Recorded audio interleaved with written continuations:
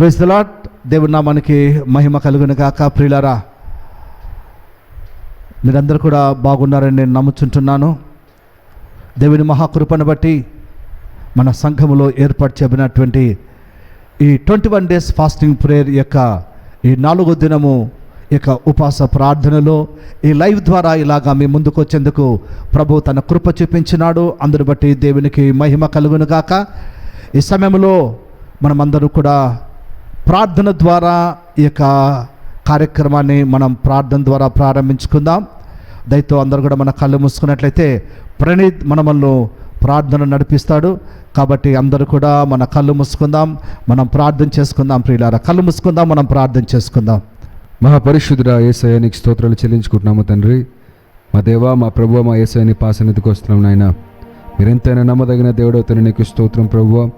గడిచిన 3 రోజులు తండ్రి ఈ 21 days యాన్యువల్ ఫాస్టింగ్ ప్రేయర్స్ని ప్రభువా అద్భుతకరంగా మీరు జరిగినందుకు స్తోత్రాలు చెల్లించుకుంటున్నాం ప్రభువా.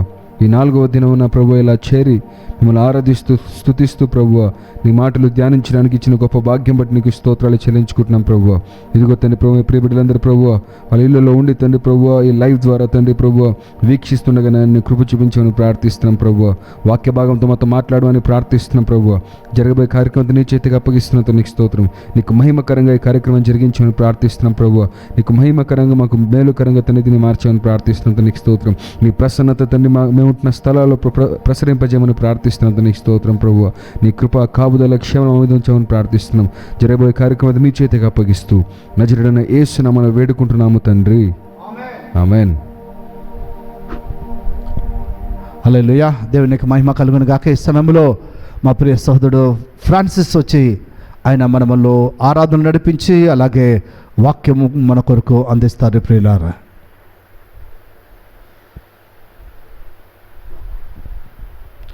ದೇವ್ರ ನಾಮಕ್ಕೆ ಸ್ತೋತ್ರ. ಹಲ್ಲೆಲೂಯಾ. ನಾವೆಲ್ಲರೂ ಇರುವಂಥ ಸ್ಥಳಗಳಲ್ಲಿ ಸಾಧ್ಯವಾದರೆ ಮೊಣಕಾಲು ಊರಿ ನಮ್ಮನ್ನು ನಾವು ಪ್ರತ್ಯೇಕಿಸಿಕೊಂಡು ದೇವರ ಸನ್ನಿಧಾನದಲ್ಲಿ ಕೆಲವು ನಿಮಿಷಗಳು ಆರಾಧನೆಯಲ್ಲಿ ಕಾಣಿಸಿಕೊಂಡು ಪ್ರಿಯರೇ ಸ್ತೋತ್ರ ಸ್ವಾಮಿ. ಕಣ್ಣುಗಳು ಮುಚ್ಚಿಕೊಳ್ಳೋಣ. ಯಾರು ಆಚೆ ಈಚೆ ನೋಡೋದು ಬೇಡ, ತಿರುಗಾಡೋದು ಬೇಡ. ಸ್ತೋತ್ರ యేసయ్య. ಹಲ್ಲೆಲೂಯಾ.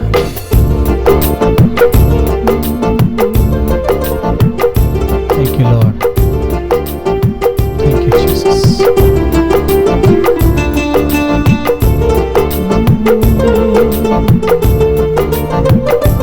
Hallelujah.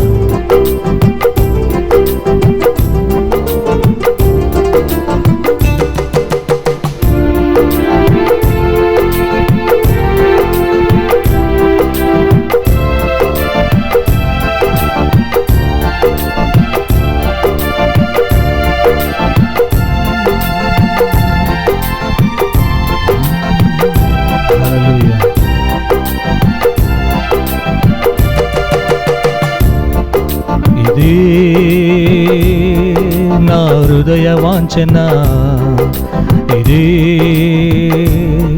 నా హృదయ స్పందన, ఇదే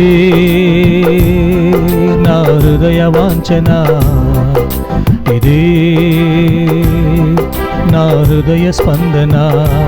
నిన్ను చూడాలని, నిన్ను చేరాలని, నిన్ను చూడాలని, నిన్ను చేరాలని, నా బ్రతుకు నీలో నే సాగని, నా బ్రతుకు నీలో నే సాగని.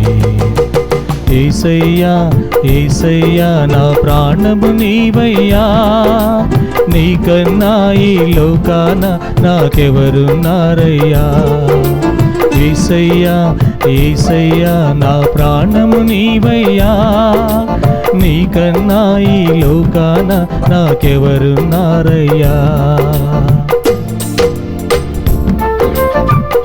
ప్రతి చోట నీ పాట పాడాలని, ప్రతి చోట నీ సువార్త చేరాలని, ప్రతి వారికి రక్షణ కావాలని, ప్రతి వారు నీ సన్నిధి చేరాలని. Thank you Jesus.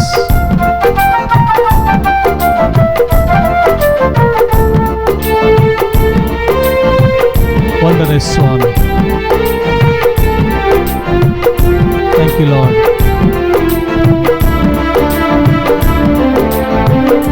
ప్రతి చోట నీ పాట పాడాలని, ప్రతి చోట నీ సువార్త చేరాలని, ప్రతి చోట నీ పాట పాడాలని, ప్రతి చోట నీ సువార్త చేరాలని, ప్రతి వారికి రక్షణ కావాలని, ప్రతి వారికి రక్షణ కావాలని, ప్రతి వారు నీ సన్నిధి చేరాలని, ఆశతో నీ కొరకైనే వేచి ఉంటిని, ఆశతో నీ కొరకై నేను వేచి ఉంటిని. యేసయ్యా యేసయ్యా నా ప్రాణము నీవయ్యా, నీకన్నా ఈ లోకాన నాకెవరున్నారయ్యా. యేసయ్యా యేసయ్యా నా ప్రాణము నీవయ్యా, నీకన్నా ఈ లోకాన నాకెవరున్నారయ్యా. నీ యందు నిలిచి ఫలించాలని, నీ అడుగు జాడలోనే నడవాలని, ఈ లోక ఆశలన్నీ విడవాలని, నీ సువార్తను ఇళ్ళలో చాటాలని. చెప్పాలి. ఆమేన్.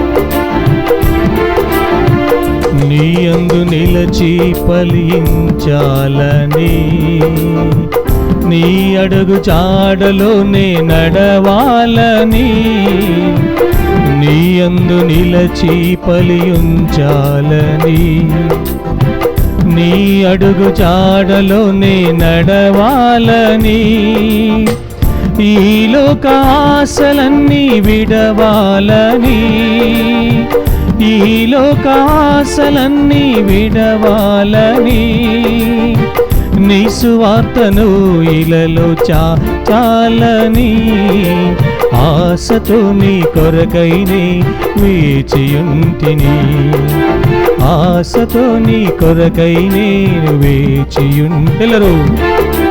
యేసయ్యా యేసయ్యా నా ప్రాణము నీవయ్యా, నీకన్నా ఈ లోకాన నాకెవరున్నారయ్యా. ఎవరు?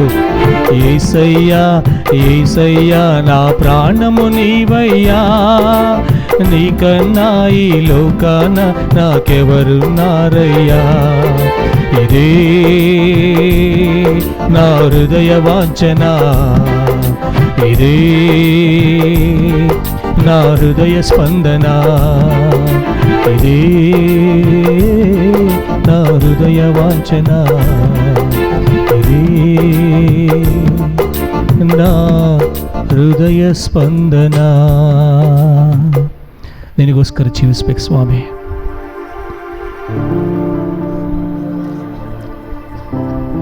ನಿನಗೋಸ್ಕರ ಹಾಡಬೇಕು. ನಿನ್ನ ಸುವಾರ್ತೆ ಸಾರಬೇಕು ಸ್ವಾಮಿ.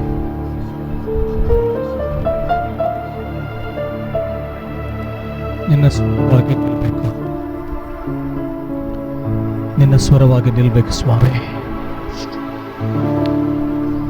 ನಶಿಸಿ ಹೋಗ್ತಿರುವಂಥ ಪ್ರಜೆಗಳಿಗೆ ಸ್ವಾಮಿ ನಿನ್ನ ಸ್ವರವಾಗಬೇಕು, ಅದೇ ನಮ್ಮ ಆಶೆ.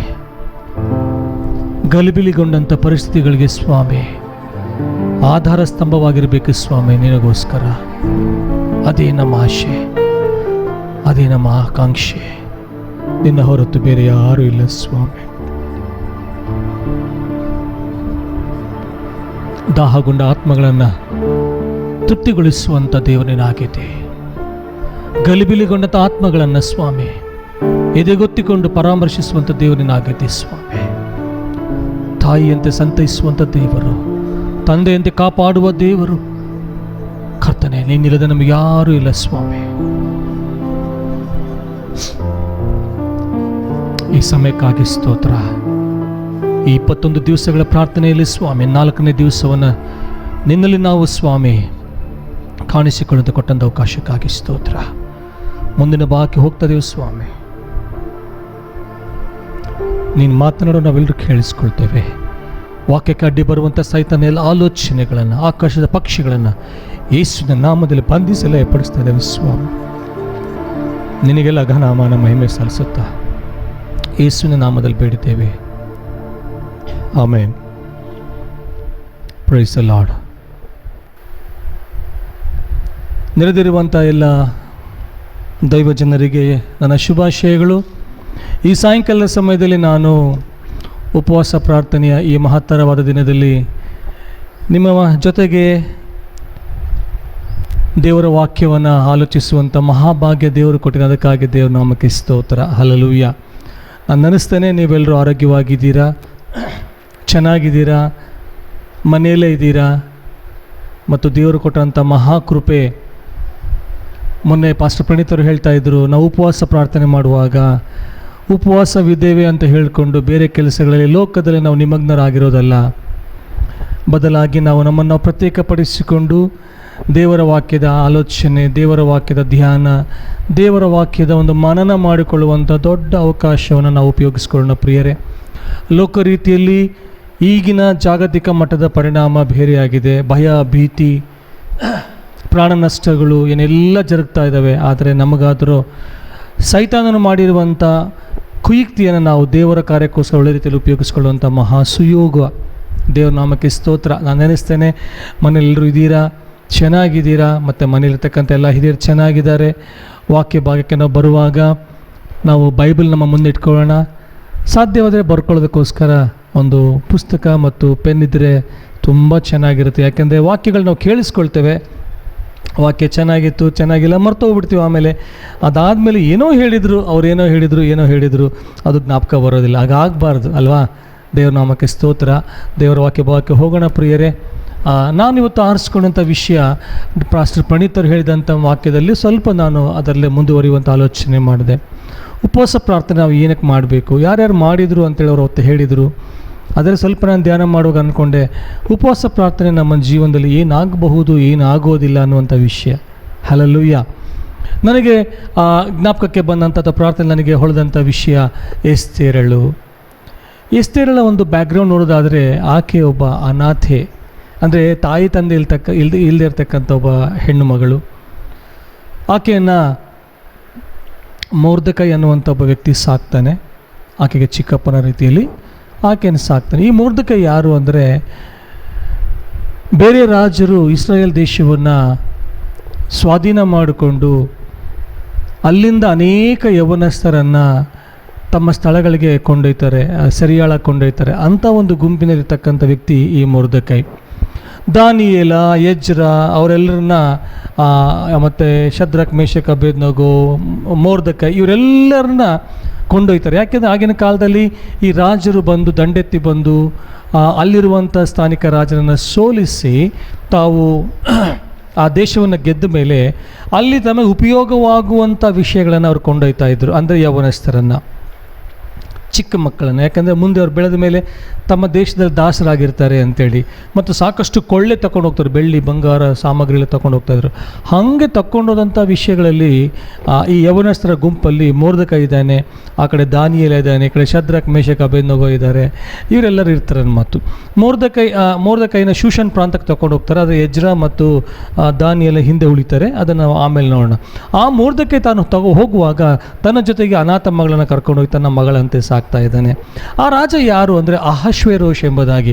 ಅಹಶ್ವೇರೋಷ್ ಅನ್ನೋದಾದರೆ ಅದು ಒಂದು ಕಾಮನ್ ಹೆಸರು. ಈಗ ನಾವು ಫರೋಹ ಅಂತ ಹೇಳ್ತೀವಿ. ನಾವು ಮೋಶೆ ಪುಸ್ತಕದಲ್ಲಿ ನೋಡುವಾಗ, ಆ ಕಾಲಮಾನದಲ್ಲಿ ನೋಡುವಾಗ ಐಗುಪ್ತ ದೇಶವನ್ನು ಫರೋಹನು ಆಳ್ತಾ ಇದ್ದನು ಅಂದರೆ, ಆ ಫರೋಹ ಅಂದರೆ ಅವನ ಹೆಸರೇ ಫರೋಹ ಅಲ್ಲ, ಆದರೆ ಅಲ್ಲಿ ರಾಜ್ಯವನ್ನು ಪರಿಪಾಲನೆ ಮಾಡುವಂಥ ಚಕ್ರವರ್ತಿಗೆ ಅವರು ಫರೋಹ ಅಂತ ಹೆಸರಿಡ್ತಾಯಿದ್ರು.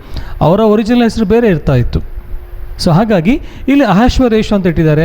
ಅವನ ಹೆಸರು ಬೇರೆ ಇರುತ್ತೆ, ಆದರೆ ಅವನನ್ನು ಅಹಶ್ವೇರೋಷ್ ಅಂತ ಕರಿತಾ ಇರ್ತಾರೆ. ಆ ಅಹಶ್ವೇರೋಷ್ ಬಹಳ ಒಬ್ಬ ದೊಡ್ಡ ರಾಜನಾಗಿದ್ದ. ಅವನು ಸುಮಾರು 127 ಪ್ರಾಂತ್ಯಗಳನ್ನು ಅವನು ಸ್ವಾಧೀನ ಮಾಡಿದ ಬಹಳ ಒಂದು ಪರಾಕ್ರಮಶಾಲಿಯಾದಂಥ, ಬಹಳ ಸಂಪತ್ತು ಉಳ್ಳಂಥ ರಾಜನಾಗಿದ್ದ. 127 ಪ್ರಾಂತ್ಯಗಳೆಂದರೆ ಅವನು ಭಾರತ ದೇಶದಿಂದ ಹಿಡಿದು ಇಥೋಪಿಯಾ ದೇಶ, ಆ ಪ್ರಾಂತದವರೆಗಿರ್ತಕ್ಕಂಥ ಎಲ್ಲ ದೇಶಗಳನ್ನು ಗೆದ್ದಿದ್ದಂತೆ ಪ್ರಿಯರೇ. ಈಗಿನ ನಮ್ಮ ಇಂಡಿಯಾ ಅಥವಾ ಭಾರತ ದೇಶ, ಈಗಿನ ನಮ್ಮ ಇಥೋಪಿಯಾ, ಇದು ಬೈಬಲಲ್ಲಿ ಲಿಖಿತವಾದ ಸತ್ಯಾಂಶ. ಇಲ್ಲಿಂದ ಅಲ್ಲಿವರೆಗೂ ಎಲ್ಲ ದೇಶಗಳನ್ನು ಅವನು ಅಂದರೆ ಎಷ್ಟು ದೊಡ್ಡ ರಾಜನಾಗಿರ್ಬೇಕು ಅವನು ಅಲ್ವಾ, ಅಂಥ ದೊಡ್ಡ ರಾಜನಾಗಿದ್ದಾನೆ. ಹೇಳ್ತೀರಾ ಶೌರ್ಯವುಳ್ಳಂಥ ರಾಜ.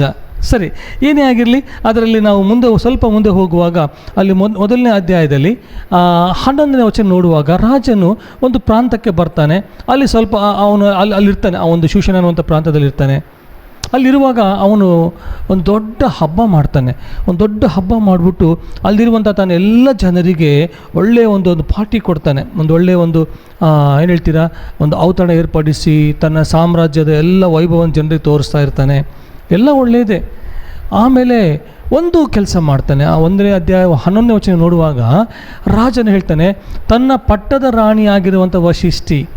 ಪಟ್ಟದ ರಾಣಿ ಅಂದರೆ ಆ ರಾಜನಿಗೆ ಪಟ್ಟದ ರಾಣಿ ಮತ್ತು ಅನೇಕ ಉಪಪತ್ನಿಯರು ಇರ್ತಾರೆ, ಸಾವಿರಾರು ಜನ ಇರ್ತಾರೆ. ಅದು ಆಗಿನ ಕಾಲದ ಸಂಪ್ರದಾಯ. ಪಟ್ಟದ ರಾಣಿಯನ್ನು ಎಲ್ಲ ಜನರಿಗೆ ಅವಳ ಲಾವಣ್ಯವನ್ನು, ಅವಳ ಸೌಂದರ್ಯ ತೋರಿಸ್ಬೇಕು ಅಂತೇಳಿ ಅವನು ಆಲೋಚನೆ ಮಾಡ್ತಾನೆ. ನೋಡಿ ಎಂಥ ಒಂದು ಮೂರ್ಖತನ. ಯಾಕೆ ರಾಜನಿಗಿಂತ ಮೂರ್ಖತನ ಬಂತು? ಅಂಥ ಪರಾಕ್ರಮಶಾಲಿ, ಅಂಥ ಒಂದು ವೈಭವದಿಂದ ಕೂಡಿದಂಥ ಮಹಾರಾಜ, ಯುದ್ಧ ನೈಪುಣ್ಯಗಳನ್ನೆಲ್ಲ ಪಡೆದಂಥ ವ್ಯಕ್ತಿ, ಅವನಿಗಿಂತ ಮೂರ್ಖ ಆಲೋಚನೆ. ನೋಡಿ, ತನ್ನ ಹೆಂಡತಿಯ ಲಾವಣ್ಯವನ್ನು, ತನ್ನ ಹೆಂಡತಿಯ ಒಂದು ಸೌಂದರ್ಯವನ್ನು, ತನ್ನ ಹೆಂಡತಿಯ ಒಂದು ಬಿಡುಗು ಬಿನ್ನಾಣಗಳನ್ನು ಬೇರೆ ಜನರಿಗೆ ತೋರಿಸುವಂಥ ಅವಶ್ಯಕತೆ ಇಲ್ಲ. ಆದರೆ ಅಲ್ಲೇನಾಗಿತ್ತು, ಅವನು ಪಾನಮತ್ತನಾಗಿದ್ದ. ದೊಡ್ಡ ಪಾರ್ಟಿ, ಎಲ್ಲರಿಗೆ ಬಹಳಷ್ಟು ಪಾರ್ಟಿ ಎಲ್ಲ ಕೊಟ್ಟು ಪಾನಮತ್ತನಾಗಿ, ಆ ಒಂದು ಪಾನಮತ್ತನಾದಂಥ ಒಂದು ಸನ್ನಿವೇಶದಲ್ಲಿ ಅವನು ಇವೆಲ್ಲ ಸಂಪತ್ತಿನಲ್ಲಿ ಅತಿ ಶ್ರೇಷ್ಠವಾದಂಥ ಸಂಪತ್ತು ನನ್ನ ಹೆಂಡತಿ ಅಂತ ಭಾವಿಸಿರಬಹುದು. ಹಾಗಾಗಿ ಅವನು ಹೇಳ್ತಾನೆ, ತನ್ನ ಹೆಂಡತಿಯನ್ನು ಕರ್ಕೊಂಬನ್ರಿ, ಅವಳನ್ನೆಲ್ಲ ಶೃಂಗಾರ ಮಾಡಿಕೊಂಡು ಸಿಂಗರಿಸ್ಕೊಂಡು ನನ್ನ ಮುಂದೆ ಬರಬೇಕು, ಅವಳ ಸೌಂದರ್ಯ ಇಡೀ ದೇಶ ಜನರು ನೋಡಬೇಕು. ನೋಡಿ ಎಂಥ ಒಂದು ವಿಪರ್ಯಾಸ. ಪಟ್ಟದ ರಾಣಿಯನ್ನು, ಅವಳ ಒಂದು ಸೌಂದರ್ಯನ ಜನರಿಗೆ ತೋರಿಸುವಂಥ ಒಂದು ಮೂಢತನ. ಅದಕ್ಕೋಸ್ಕರ ಜ್ಞಾನೋಕ್ತಿಗಳ ಪುಸ್ತಕ 26ನೇ ಅಧ್ಯಾಯ 9ನೇ ವಚನ ಭಾಳ ಸ್ಪಷ್ಟವಾಗಿ ಬರೆದಿದೆ. ಮೂಢನ ಬಾಯಿಗೆ ಸಿಕ್ಕಿದ ಜ್ಞಾನೋಕ್ತಿ ಕುಡುಕನ ಕೈಗೆ ಸಿಕ್ಕ ಮುಳ್ಳುಗೋಲಿನಂತೆ ಅಂತೇಳಿ. ಏನಂತೆ? ಮೂಢನ ಬಾಯಿಗೆ ಸಿಕ್ಕಿದ ಜ್ಞಾನೋಕ್ತಿ ಕುಡುಕನ ಕೈಗೆ ಸಿಕ್ಕಿದ ಮುಳ್ಳುಗೋಲಿನಂತೆ. ಜ್ಞಾನೋಕ್ತಿ ಅಂತ ಯಾಕೆ ಹೇಳಿದೆ ಅಂದರೆ, ಅವ್ರು ರಾಣಿಯನ್ನು ಬಾ ಅಂತ ಹೇಳ್ತಾನೆ. ಆಕೆ ಒಪ್ಪೋದಿಲ್ಲ. ಇಲ್ಲ, ನಾನು ಬರೋದಿಲ್ಲ, ನನಗಿಷ್ಟ ಇಲ್ಲ, ನಾನು ಇನ್ನೊಬ್ಬರ ಮುಂದೆ ನನ್ನ ಬೆಡುಗು ಭಿನ್ನಾಣ ಪ್ರದರ್ಶನ ಮಾಡೋದು, ಅದು ಆಕೆಯ ಮಟ್ಟಿಗೆ ಅದು ಒಳ್ಳೆಯದೇ. ಇದನ್ನು ಬಹಳ ಮಂದಿ ದೈವಜ್ಞಾನಿಗಳು ಅಥವಾ ಬಹಳ ಮಂದಿ ಇಲ್ಲ ಆಕೆ ಮೂರ್ಖತನ, ತನ್ನ ಗಂಡನ ಒಳಪಡಬೇಕಾಗಿತ್ತು, ಆ ರೀತಿಯಲ್ಲಿ ವಿಶ್ಲೇಷಣೆ ಮಾಡ್ತಾರೆ. ನನ್ನ ವೈಯಕ್ತಿಕ ವಿಶ್ಲೇಷಣೆ ಅಂದರೆ, ಆಕೆಗೆ ತನ್ನದೇ ಆದಂಥ ಒಂದು ಸ್ವಯಂತಿಕೆ, ತನ್ನ ಒಂದು ಸ್ವಂತಿಕೆ ಇತ್ತು. ಏನಂತೀರ, ಒಂದು ಪರ್ಸ್ನಲ್ ಒಂದು ಬೌಂಡ್ರೀಸ್ ಹಾಕ್ಕೊಂಡಿದ್ಲು, ತನ್ನ ವೈಯಕ್ತಿಕವಾದಂಥದ್ದು. ಇಲ್ಲ, ನನ್ನ ಒಂದು ಸೌಂದರ್ಯ ನನ್ನ ರಾಜನಿಗೆ ಮಾತ್ರ, ಬೇರೆಯವ್ರಿಗೆ ನಾವು ತೋರಿಸೋದು ಬೇಕಾಗಿಲ್ಲ.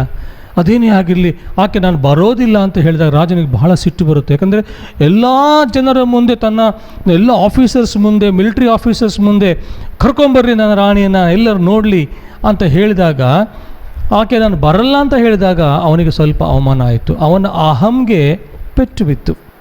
ಬಹುಶಃ ಕೂತ್ಕೊಂಡಂಥ ಅನೇಕರು ಪುರುಷರಾಗಿರಲಿ, ಸ್ತ್ರೀಯರಾಗಿರಲಿ, ಯೌವನಸ್ಥರಾಗಿರಲಿ, ಹಿರಿಯರಾಗಿರಲಿ, ಕೆಲವೊಮ್ಮೆ ನಮ್ಮ ಅಹಂಗೆ ಪೆಟ್ಟು ಬೀಳುತ್ತೆ. ನಾನು ಹೇಳಿದಂಥ ವಿಷಯಗಳು ಜರುಗ್ತಾ ಇಲ್ಲ. ಆದರೆ ನಾವು ಆಲೋಚನೆ ಮಾಡಬೇಕು, ನಾನು ಹೇಳಿದಂಥ ವಿಷಯ ಆವೇಶದಲ್ಲಿ ಹೇಳಿದರೆ ನಾನು ತಿದ್ದುಕೋಬೇಕು. ಬಹಳ ಸಹ ತಪ್ಪಾಗಿರುತ್ತೆ. ಯಾವಾಗಲೂ ತಪ್ಪು ನಾನು ಹೇಳ್ತಾ ಇಲ್ಲ. ನಾವೊಂದು ಬೇರೆ ಒಂದು ಆವೇಶದ ಒಂದು ಸನ್ನಿವೇಶದಲ್ಲಿರುವಾಗ ಮಾಡಿದಂಥ ಮಾತುಗಳಾಗಿರಲಿ, ಅವೆಲ್ಲವೂ ನಮಗೆ ಅಷ್ಟು ಆರೋಗ್ಯಕರವಾದಂಥ ವಾತಾವರಣ ಅಲ್ಲ. ರಾಜನಿಗೆ ಸಿಟ್ಟು ಬಂತು, ಒಂಥರ ಅವನಿಗೆ ಇನ್ಸಲ್ಟ್ ಆಯಿತು, ಅವನಿಗೆ ಒಂಥರ ಅವಮಾನ ಆಯಿತು. ಅವನು ಹೇಳ್ತಾನೆ, ಏನಿದು ರಾಣಿ ನನ್ನ ಮಾತಿಗೆ ಬರಲಿಲ್ಲ, ಹೀಗಾಗಬಾರ್ದು, ಏನು ಮಾಡೋದು ಈ ಥರ ಅಂತೇಳಿ ತನ್ನ ಜೊತೆ ಕೂಡಿದಂಥ ಇನ್ನೂ ಬೇರೆ ಕುಡುಕರ ಒಂದು ಗುಂಪಿಗೆ ಕೇಳ್ತಾನೆ, ನಾವೇನು ಮಾಡಬೇಕು? ಅವರು ಕುಡಿದಿದ್ದಾರೆ, ಇವನು ಕುಡಿದಿದ್ದಾನೆ. ಅದಕ್ಕೋಸ್ಕರ ಹೇಳಿದೆ, ಹಾಂ ಇದು ಒಂದು ಕೆಟ್ಟ ಸಂಪ್ರದಾಯ. ಪುರುಷನ ಮಾತಿಗೆ ಸ್ತ್ರೀಯಳು ಅಧೀನಳಾಗಬೇಕು, ಇದು ಒಂದು ಆಜ್ಞೆ.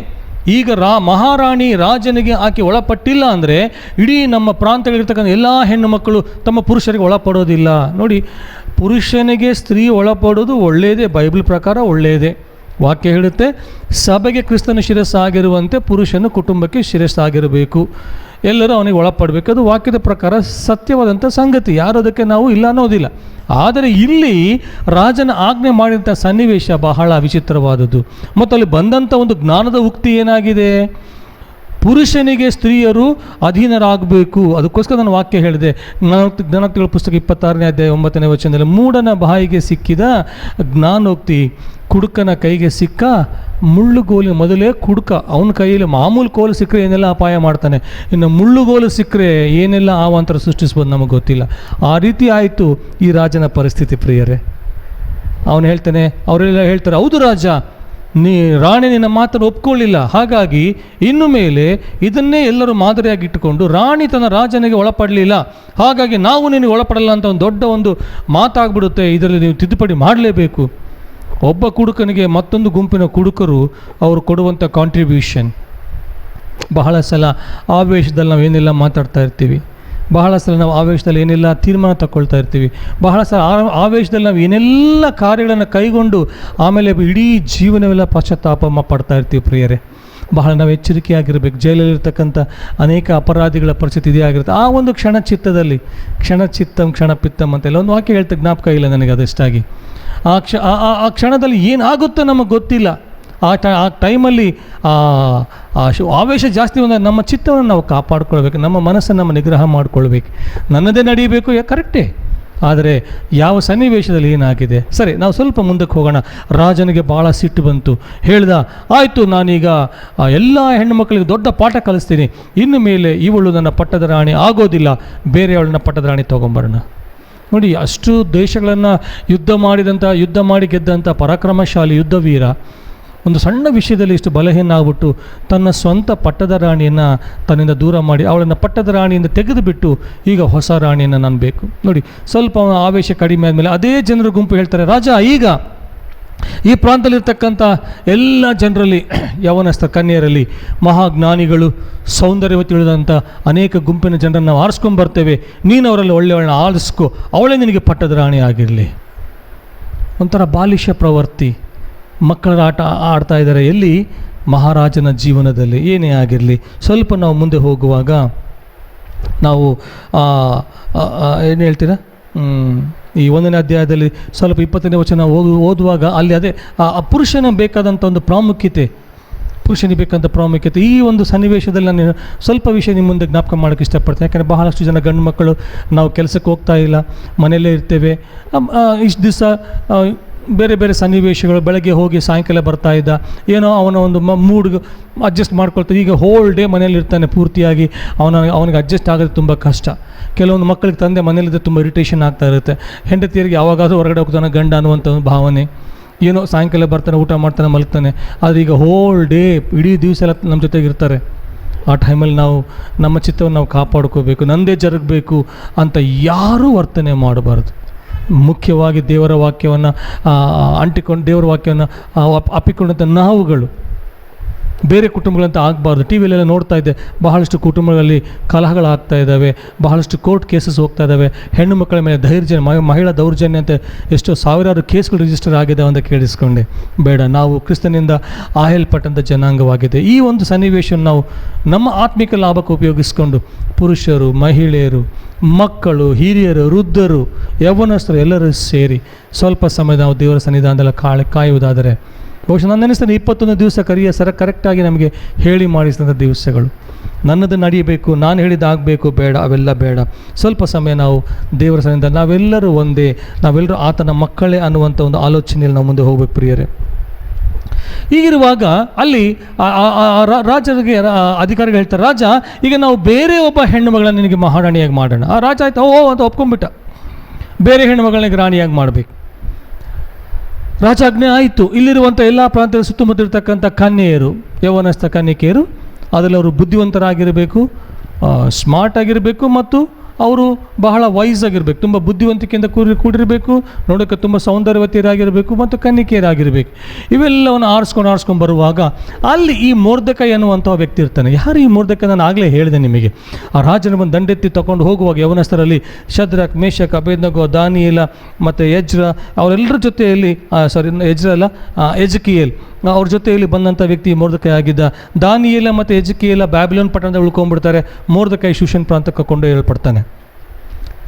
ಅಂಥ ಗುಂಪಲ್ಲಿ ಮೊರ್ದೆಕೈ ಇರ್ತಾನೆ. ಅವನಿಗೊಂದು ಕಿವಿ ಸುದ್ದಿ ಬೀಳುತ್ತೆ, ಈ ಮೊರ್ದೆಕೈ ಯಾರು ಅಂದರೆ ಅವನು ಬೆನ್ಯಾಮಿನ್ ಗೋತ್ರಕ್ಕೆ ಸೇರಿದಂಥ ವ್ಯಕ್ತಿ, ಅವನು ಯೂದ ಕುಟುಂಬಕ್ಕೆ ಸೇರಿದಂಥ ವ್ಯಕ್ತಿ ಅಲ್ಲ, ಇಸ್ರಾಯೇಲರಲ್ಲಿ ಬೆನ್ಯಾಮಿನ್ ಗೋತ್ರಕ್ಕೆ ಸೇರಿದಂಥ ವ್ಯಕ್ತಿ ಅವನು. ಆ ವ್ಯಕ್ತಿಗೆ ವಿಷಯ ಜ್ಞಾಪಕ ಬರುತ್ತೆ ಏನಂತೇಳಿ, ರಾಜನಿಗೆ ಪಟ್ಟದ ರಾಣಿ ಬೇಕಾಗಿದೆ, ಪಟ್ಟದರಸಿ ಬೇಕಾಗಿದೆ. ಈಗ ಅದಕ್ಕೋಸ್ಕರ ಒಬ್ಬ ಕನ್ನಿಕೆಗೋಸ್ಕರ ಹುಡುಕಾಟ ಮಾಡ್ತಿದ್ದಾರೆ. ಅವಳು ಸೌಂದರ್ಯವತಿ ಆಗಿರಬೇಕು, ಲಾವಣ್ಯವತಿ ಆಗಿರಬೇಕು, ಬುದ್ಧಿವಂತಳಾಗಿರಬೇಕು. ಹಾಗಾದರೆ ನನ್ನ ಮಗಳಿದ್ದಾಳಲ್ಲ, ಅನಾಥ ಮಗಳು ನನ್ನ ಮಗಳಂತ ನಾನು ಸ್ವೀಕಾರ ಮಾಡಿದ್ದೀನಲ್ಲ, ಅವಳನ್ನು ಸಹ ಕಳಿಸೋಣ ಅನ್ನುವಂಥ ಒಂದು ಒಳ್ಳೆಯ ಮನಸ್ಸು ಅವನಿಗೆ ಬಂತು. ಅವನು ಹೇಳ್ತಾನೆ, ಇವಳನ್ನು ಸಹ ಕರ್ಕೊಂಡೋಗಿ ಆ ಗುಂಪಲ್ಲಿ ಸೇರಿಸ್ತಾನೆ. ಅಲ್ಲಿ ಯಾರ್ಯಾರು ಹೆಣ್ಮಕ್ಳನ್ನ ಅಲ್ಲಿ ಸೆಲೆಕ್ಷನ್ ಮಾಡ್ತಾಯಿದ್ರು ಆ ಗುಂಪಲ್ಲಿ ಕರ್ಕೊಂಡೋಗಿ ಎಸ್ತೇಳನ್ನು ಸಹ ನಿಲ್ಲಿಸ್ತಾನೆ. ಎಸ್ತೇಳು ಅಂದರೆ ನಕ್ಷತ್ರ ಎಂಬುದಾಗಿ, ಸ್ಟಾರ್ ಎಂಬುದಾಗಿ ಅರ್ಥ. ಅವಳನ್ನು ಸಹ ನಿಲ್ಲಿಸ್ತಾರೆ. ಆದರೆ ಆ ಗುಂಪಲ್ಲಿ ಅವಳು ಹೇಳ್ತಾರೆ ಬೈ ಡಿಫಾಲ್ಟ್ ಅನಾಯಾಸವಾಗಿ ಅವಳು ಅದರಲ್ಲಿ ಸೇರ್ಕೊಂಡು, ಯಾಕೆಂದರೆ ಅವಳು ಕನ್ನಿಕೆಯಾಗಿದ್ಲು, ತುಂಬ ಬುದ್ಧಿವಂತಳಾಗಿದ್ಲು, ಬಹಳ ಸೌಂದರ್ಯಮತಿ ಆಗಿದ್ಲು. ಅವಳು ಅದರಲ್ಲಿ ಸೇರಿಕೊಳ್ತಾಳೆ. ಸೇರ್ಕೊಂಡಂಥ ಅನೇಕರಲ್ಲಿ ಆ ಅಧಿಕಾರಿಗೆ ಇವಳು ಬಹಳ ಇಷ್ಟ ಆಗ್ತಾಳೆ. ಯಾಕೆಂದರೆ ವಾಕ್ಯ ಒಂದು ಮಾತಿದೆ, ಯೋಸೇಫನ ಸಂಗಡ ಯೆಹೋವನು ಇದ್ದ ಕಾರಣ ಅವನು ಹೋದ ಕಡೆಯೆಲ್ಲ ದೇವರು ಅವನ ಕಾರ್ಯಗಳನ್ನು ಸಫಲ ಮಾಡಿದ ಮತ್ತು ಜನರು ಅವನನ್ನು ಗುರುತಿಸ್ತಾ ಇದ್ದರು. ಯೋಸೇಫನ ಸೆರೆಮನೆಯಲ್ಲಿ ಇದ್ದ, ಆದರೂ ಯೆಹೋವ ದೇವರಲ್ಲಿ ಅವನೊಟ್ಟಿಗಿದ್ದದಕ್ಕೋಸ್ಕರ ಅಲ್ಲಿರತಕ್ಕಂಥ ಅಧಿಕಾರಿಗಳಿಗೆ ಇವನ ಮೇಲೆ ಮನಸ್ಸು ಬಂತು. ಅವನನ್ನು ಅಲ್ಲಿರುವಂಥ ಮೇಲ್ವಿಚಾರಕನಾಗಿ ಅಲ್ಲಿ ನೇಮಿಸಿದರು. ಇಲ್ಲಿ ಎಸ್ತೇರಳ ಸಂಗಡ ಯೆಹೋವನು ಇದ್ದದಕ್ಕೋಸ್ಕರ ಆಕೆ ಆ ಒಬ್ಬ ಏನು ಹೇಳ್ತೀರ ಈನಕ್ ಅಥವಾ ಅಲ್ಲಿರ್ತಕ್ಕಂಥ ಅಧಿಕಾರಿ, ಕೋಶಾಧಿಕಾರಿ ಏನೇ ಇರಲಿ, ಅವನ ದೃಷ್ಟಿಯಲ್ಲಿ ಇವಳು ಪಾತ್ರಳಾದಳು. ದೇವರಿಗೆ ನೀನು ಇಷ್ಟವಾದಾಗ ಅಥವಾ ದೇವರು ನಿನ್ನ ಜೊತೆಯಲ್ಲಿದ್ದಾಗ ನೀನು ಬಹಳ ಸುನಾಯಾಸವಾಗಿ ನಡ್ಕೊಂಡು ಹೋಗ್ತೀಯ. ಪರಿಸ್ಥಿತಿಗಳು ಬಹಳ ಗಲಿಬಿಲಿದ್ರೂ ಪರವಾಗಿಲ್ಲ, ಪರಿಸ್ಥಿತಿಗಳು ಬಹಳ ಆತಂಕಕಾರಿ ಇದ್ರೂ ಪರವಾಗಿಲ್ಲ. ನನ್ನ ದೇವರು ನನ್ನೊಟ್ಟಿಗಿರುವಾಗ ಪರಿಸ್ಥಿತಿಗಳು ನಾನು ಏನೂ ಮಾಡಲಾರವು. ದೇವರು ನಮ್ಮಕ್ಕೆ ಸ್ತೋತ್ರ. ಎಸ್ತೇರಳ ಸಂಗಡ ಅನೇಕ ಜನರಿದ್ದರು, ಅನೇಕ ಸೌಂದರ್ಯವತಿಯರಿದ್ದರು. ಅವರು ಯಾರು ಆ ಅಧಿಕಾರಿ ಕಣ್ಣಲ್ಲಿ ಬಿಡಲಿಲ್ಲ ಅಥವಾ ಅವನ ಕೃಪೆಗೆ ಪಾತ್ರ ಆಗಲಿಲ್ಲ. ಆದರೆ ಇವಳು ಮಾತ್ರ ಆತನ ಕೃಪೆಗೆ ಪಾತ್ರಳಾದಳು. ಸರಿ, ಆಕೆಗೆ ಒಂದು ವಿಶೇಷ ಸ್ಥಾನಮಾನ ಬರುತ್ತೆ, ಅವಳಿಗೊಂದು ಸ್ಪೆಷಲ್ ಟ್ರೀಟ್ಮೆಂಟ್ ಬರುತ್ತೆ. ಎಲ್ಲವನ್ನ ನಾವು ಕ್ರೋಢೀಕರಿಸಿ ಹೇಳಬೇಕಾದ್ರೆ ಒಂದು ವರ್ಷ ಸಮಯದಲ್ಲಿ ಆಕೆಯನ್ನು ರಾಜಾಜ್ಞೆ ಪ್ರಕಾರ ಸಿದ್ಧಪಡಿಸ್ತಾರೆ. ಏನಕ್ಕೋಸ್ಕರ? ರಾಜನ ಮುಂದೆ ಪ್ರದರ್ಶನಕ್ಕೋಸ್ಕರ. ಅದೊಂದು ಸ್ವಯಂವರ ಅಂತ ಹೇಳ್ಬೋದು. ಆಗಿನ ಕಾಲದಲ್ಲಿ 6 ತಿಂಗಳು ಒಂದು ರೀತಿಯ ಟ್ರೀಟ್ಮೆಂಟ್ ಕೊಡ್ತಾರೆ. ಅಂದರೆ ಅವಳಿಗೆ ಶೃಂಗಾರ ಮಾಡುವಂಥದ್ದು, ಅವಳ ಲೇಪನಗಳು ಆಗಿರಲಿ, ಅವಳ ಊಟಗಳಾಗಿರಲಿ, ಅವೆಲ್ಲವನ್ನು ಆ ಅಧಿಕಾರಿ ನೋಡ್ಕೊಳ್ತಾನೆ. ಇವೆಲ್ಲವನ್ನು ಮೊರ್ದೆಕೈ ಬಹಳ ಸೂಕ್ಷ್ಮವಾಗಿ ಪ್ರತಿ ದಿವಸ ಏನು ಜರುಗ್ತದೆ ತನ್ನ ಮಗಳಿಗೆ ಏನು ಜರುಗ್ತಾ ಇದೆ, ತಾನು ತುಂಬ ಸೂಕ್ಷ್ಮವಾಗಿ ಎಲ್ಲವನ್ನು ಅವಲೋಕಿಸ್ತಾನೆ 1 ವರ್ಷಗಳ ಪ್ರಾಂತದವರೆಗೆ. ಅಲ್ಲಿ ಕೊನೆಗೆ ಆ ಆಯ್ಕೆಯ ಒಂದು ಸಮಯ ಬರುತ್ತೆ. ಆ ಆಯ್ಕೆಯ ಸಮಯ ಬಂದಾಗ ವಾಕ್ಯ ಹೇಳುತ್ತೆ, ರಾಜನಿಗೆ ಎಸ್ತೇರಳು ಬಹಳ ಇಷ್ಟ ಆಗ್ತಾಳೆ. ಸರಿ, ಅಂತೂ ಈಗ ಎಸ್ತೇರಳು ರಾಜನ ಮನೆಯಲ್ಲಿ ಪಟ್ಟದ ರಾಣಿಯಾಗಿ ಮುಂದೆ ಹೋಗ್ತಾಳೆ ಪ್ರಿಯರೇ. ಯಾಕೆಂದರೆ ಅನೇಕರಿದ್ದರು, ಆ ದೇಶದವರೇ ಇದ್ದರು, ಅಲ್ಲಿರುವಂಥ ಆಫೀಸರ್ ಸೇರಿದಂಥ ಮಕ್ಕಳೇ ಇದ್ದರು, ಅಲ್ಲಿರುವಂಥ ಏನು ಹೇಳ್ತೀರಾ ತುಂಬ ಪ್ರತಿಭಾನ್ವಿತ ಜನರೇ ಇದ್ದರು, ಅಥವಾ ಬಹಳ ಇನ್ಫ್ಲೂಯೆನ್ಷಿಯಲ್ ಅವ್ರ ಇರತಕ್ಕಂಥ ಮಕ್ಕಳು ಇದ್ದರು. ಅವರೆಲ್ಲರ ನಡುವೆ ಎಲ್ಲಿಂದಲೋ ಬಂದಂಥ ಅನಾಥ ಮಗು ಈಗ ರಾಜನ ಕೃಪೆಗೆ ಪಾತ್ರಳಾಗ್ತಾಳೆ. ಪ್ರೀತಿಯ ಸಹೋದರ ಸಹೋದರಿ, ನೀನಿರುವಂಥ ಜಾಗದಲ್ಲಿ, ನೀನಿರುವಂಥ ಮನೆಯಲ್ಲಿ, ನೀನಿರುವಂಥ ವಠಾರದಲ್ಲಿ, ನೀನಿರುವಂಥ ಊರಲ್ಲಿ ನಿನಗಿಂತಲೂ ಎಷ್ಟೋ ಜನ ಒಳ್ಳೆಯವರಿದ್ದಾರೆ. ಒಪ್ಪಬೇಕಿದ್ದೀನಿ ಈ ಮಾತನ್ನು. ನಿನಗಿಂತಲೂ ಬಹಳ ಜ್ಞಾನವಂತರಿದ್ದಾರೆ, ನಿನಗಿಂತಲೂ ಬಹಳ ಜನ ಐಶ್ವರ್ಯವಂತರಿದ್ದಾರೆ, ನಿನಗಿಂತಲೂ ಬಹಳ ಸಂಪನ್ನರಿದ್ದಾರೆ, ನಿನಗಿಂತಲೂ ಒಳ್ಳೆಯ ಗುಣಗಳಿರ್ತಕ್ಕಂಥ 100 ಜನರಿದ್ದಾರೆ. ಆದರೆ ದೇವರು ಈ ಹೊತ್ತು ನಿನ್ನನ್ನು ಆರಿಸ್ಕೊಂಡಿದ್ದಾನೆ. ಹಾಗಾಗಿ ನೀನಿವತ್ತು ವಿಶ್ವಾಸಿಯಾಗಿದೆಯಾ? ಯೇಸು ಸ್ವಾಮಿಯನ್ನು ಸ್ವಂತ ರಕ್ಷಕನಾಗಿ ಅಂಗೀಕರಿಸ್ಕೊಂಡಿದ್ದು ಅದು ನಿನ್ನ ಒಂದು ಹೆಚ್ಚಳಿಕೆಯ ಮಾತಲ್ಲ, ಅದು ದೇವರ ಉಚಿತವಾದ ಕೃಪೆ ಮಾತ್ರವೇ. ವಾಕ್ಯ ಹೇಳುತ್ತೆ, ತಾಯಿಯ ಗರ್ಭದಲ್ಲಿ ನೀನು ಇನ್ನೂ ಪಿಂಡವಾಗಿರುವಾಗಲೇ ಆತನ ಕಣ್ಣುಗಳು ನಿನ್ನನ್ನು ನೋಡಿದವು. ಭೂಮಿಗೆ ಬುನಾದಿ ಹಾಕೋದಕ್ಕಿಂತ ಮುಂಚೆಯೇ ಆತನು ನಮ್ಮನ್ನು ಹೆಸರಿಟ್ಟು ಕರೆದಿದ್ದಾನೆ. ಇವತ್ತು ದೇವರ ಸನ್ನಿಧಾನದಲ್ಲಿ ನೀನು ಕೂತ್ಕೊಳ್ಳುವಂಥ ಭಾಗ್ಯ ಇದೆ, ಅದು ದೇವರ ಕೃಪೆ ಮಾತ್ರವೇ. ಇವತ್ತು ವಾಕ್ಯವನ್ನು ಧ್ಯಾನ ಮಾಡುವಂಥ ಕೃಪೆ ಇದೆ, ಅದು ದೇವರ ಆಲೋಚನೆ ಮಾತ್ರ. ಪ್ರಪಂಚದಲ್ಲಿ ಅಲ್ಲಕಲ್ಲೋಲವಾಗುವಾಗ ವಾಕ್ಯದಲ್ಲಿ ಸಂಭ್ರಮಿಸುವಂಥ ಒಂದು ಭಾಗ್ಯ ನಮಗಿದೆ. ನೋಡಿ, ಯಾರಿಗುಂಟು, ಯಾರಿಗಿಲ್ಲ. ಯಾವ ಚಾನೆಲ್ ನೋಡಿದ್ರೂ ನಮಗೆ ಬಹಳ ಭಯಂಕರ ವಾತಾವರಣ ಬರ್ತಾ ಇದೆ. ಯಾವ ಚಾನೆಲ್ ಓಪನ್ ಮಾಡಿದರೂ ಸಾವಿನ ಸುದ್ದಿಗಳೇ ಬರ್ತಾ ಇದ್ದಾವೆ. ಮುಂದಿನ ಕ್ಷಣದಲ್ಲಿ ಏನಾಗುತ್ತೋ ಭಯ ಬರ್ತಾ ಇದೆ. ನನ್ನ ಪಕ್ಕದಲ್ಲಿರೋನಿಗೆ ಆ ರೋಗ ಇದೆಯೇನೋ ಅಂತ ಭಯ ಬರುವಂಥ ಒಂದು ವಾತಾವರಣ ಸೃಷ್ಟಿ ಮಾಡುವಾಗ ನಾವು ಆಲೋಚನೆ ಮಾಡೋದು, ನಮ್ಮನ್ನು ನೋಡ್ಕೊಳ್ಳೋಕ್ಕೋಸ್ಕರ ಒಳ್ಳೆ ಪ್ರಧಾನಮಂತ್ರಿ ಇದ್ದಾರೆ, ಅವರು ನಮಗೋಸ್ಕರ ಏನೆಲ್ಲ ಆಲೋಚನೆಗಳು ಮಾಡಿದ್ದಾರೆ, ಯೋಜನೆಗಳು ಹಾಕಿದ್ದಾರೆ, ಅದನ್ನು ಅನುಷ್ಠಾನಕ್ಕೆ ತರುವಂಥ ಜಿಲ್ಲಾಧಿಕಾರಿಗಳಿದ್ದಾರೆ, ಪೊಲೀಸ್ ಫೋರ್ಸ್ ಇದ್ದಾರೆ, ಹೆಲ್ತ್ ಡಿಪಾರ್ಟ್ಮೆಂಟ್ ಇದ್ದಾರೆ. ನಮಗೆ ಏನಕ್ಕೆ ಭಯ? ನಾವು ಆರಾಮಾಗಿ ಮನೆಯಲ್ಲಿ ಇದ್ದುಕೊಂಡು ದೇವರು ಕೊಟ್ಟಿರುವಂಥ ತುತ್ತು ಊಟವನ್ನು 3 ಹೊತ್ತು ಮಾಡಿಕೊಂಡು ಅದರಲ್ಲೇ ನಾವು ದೇವರ ವಾಕ್ಯದಲ್ಲಿ ಸಂಭ್ರಮಿಸುವಂಥ, ಯಾವಾಗಲೂ ದೇವರ ವಾಕ್ಯನ ಕೇಳಿಸ್ಕೊಳ್ತಾ, ಯಾವಾಗಲೂ ದೇವರ ಹಾಡನ್ನು ಹಾಡ್ತಾ, ಯಾವಾಗಲೂ ದೇವರ ಒಂದು ಸನ್ನಿಧಾನದಲ್ಲಿ ನಾವು ಸಂಭ್ರಮಿಸುವಂಥ, ಮತ್ತು ಪಾಸ್ಟರ್ ಹೇಳಿದ ಪ್ರಕಾರ ನಮ್ಮ ಅನುಕೂಲಕ್ಕೆ ತಕ್ಕ, ನಮ್ಮ ದೇಹದ ಪ್ರಕೃತಿಯ ತಕ್ಕ ಹಾಗೆ ಉಪವಾಸ ಪ್ರಾರ್ಥನೆ ಮಾಡುವಂಥ ದೊಡ್ಡ ಸುಯೋಗ ದೇವರು ನಮಗೆ ಕೊಟ್ಟಿದ್ದಾನೆ. ಯಾಕೆಂದರೆ ನಾವು ದೇವರಿಂದ ಆಯಲ್ಪಟ್ಟಂಥ ಜನಾಂಗವಾಗಿದ್ದೇವೆ. ಹಲ್ಲೆಲೂಯಾ. ನಂಬುವುದಾದರೆ ನಿನ್ನ ಪಕ್ಕದಲ್ಲಿರ್ತಕ್ಕಂಥ ವ್ಯಕ್ತಿಗೆ ಹಲ್ಲೆಲೂಯಾ ಹೇಳು. ಯಾಕೆಂದರೆ ಇವತ್ತು ನೀನು ನಿನ್ನ ಕುಟುಂಬದೊಡನೆ ಕೂತ್ಕೊಂಡು ಇಷ್ಟು ಒಳ್ಳೆ ಸಮಾಧಾನ ಚಿತ್ತದಿಂದ ನೀವು ದೇವರ ವಾಕ್ಯ ಕೇಳಿಸ್ಕೊಳ್ತಾ ಇದ್ದೀರಂದರೆ ದೇವರ ಕೃಪೆ ಮಾತ್ರವೇ. ಇಲ್ಲಿ ಎಸ್ತೇರಳು ಅದು ರಾಜನ ಸ್ಥಾನಕ್ಕೆ ಹೋಗ್ತಾಳೆ.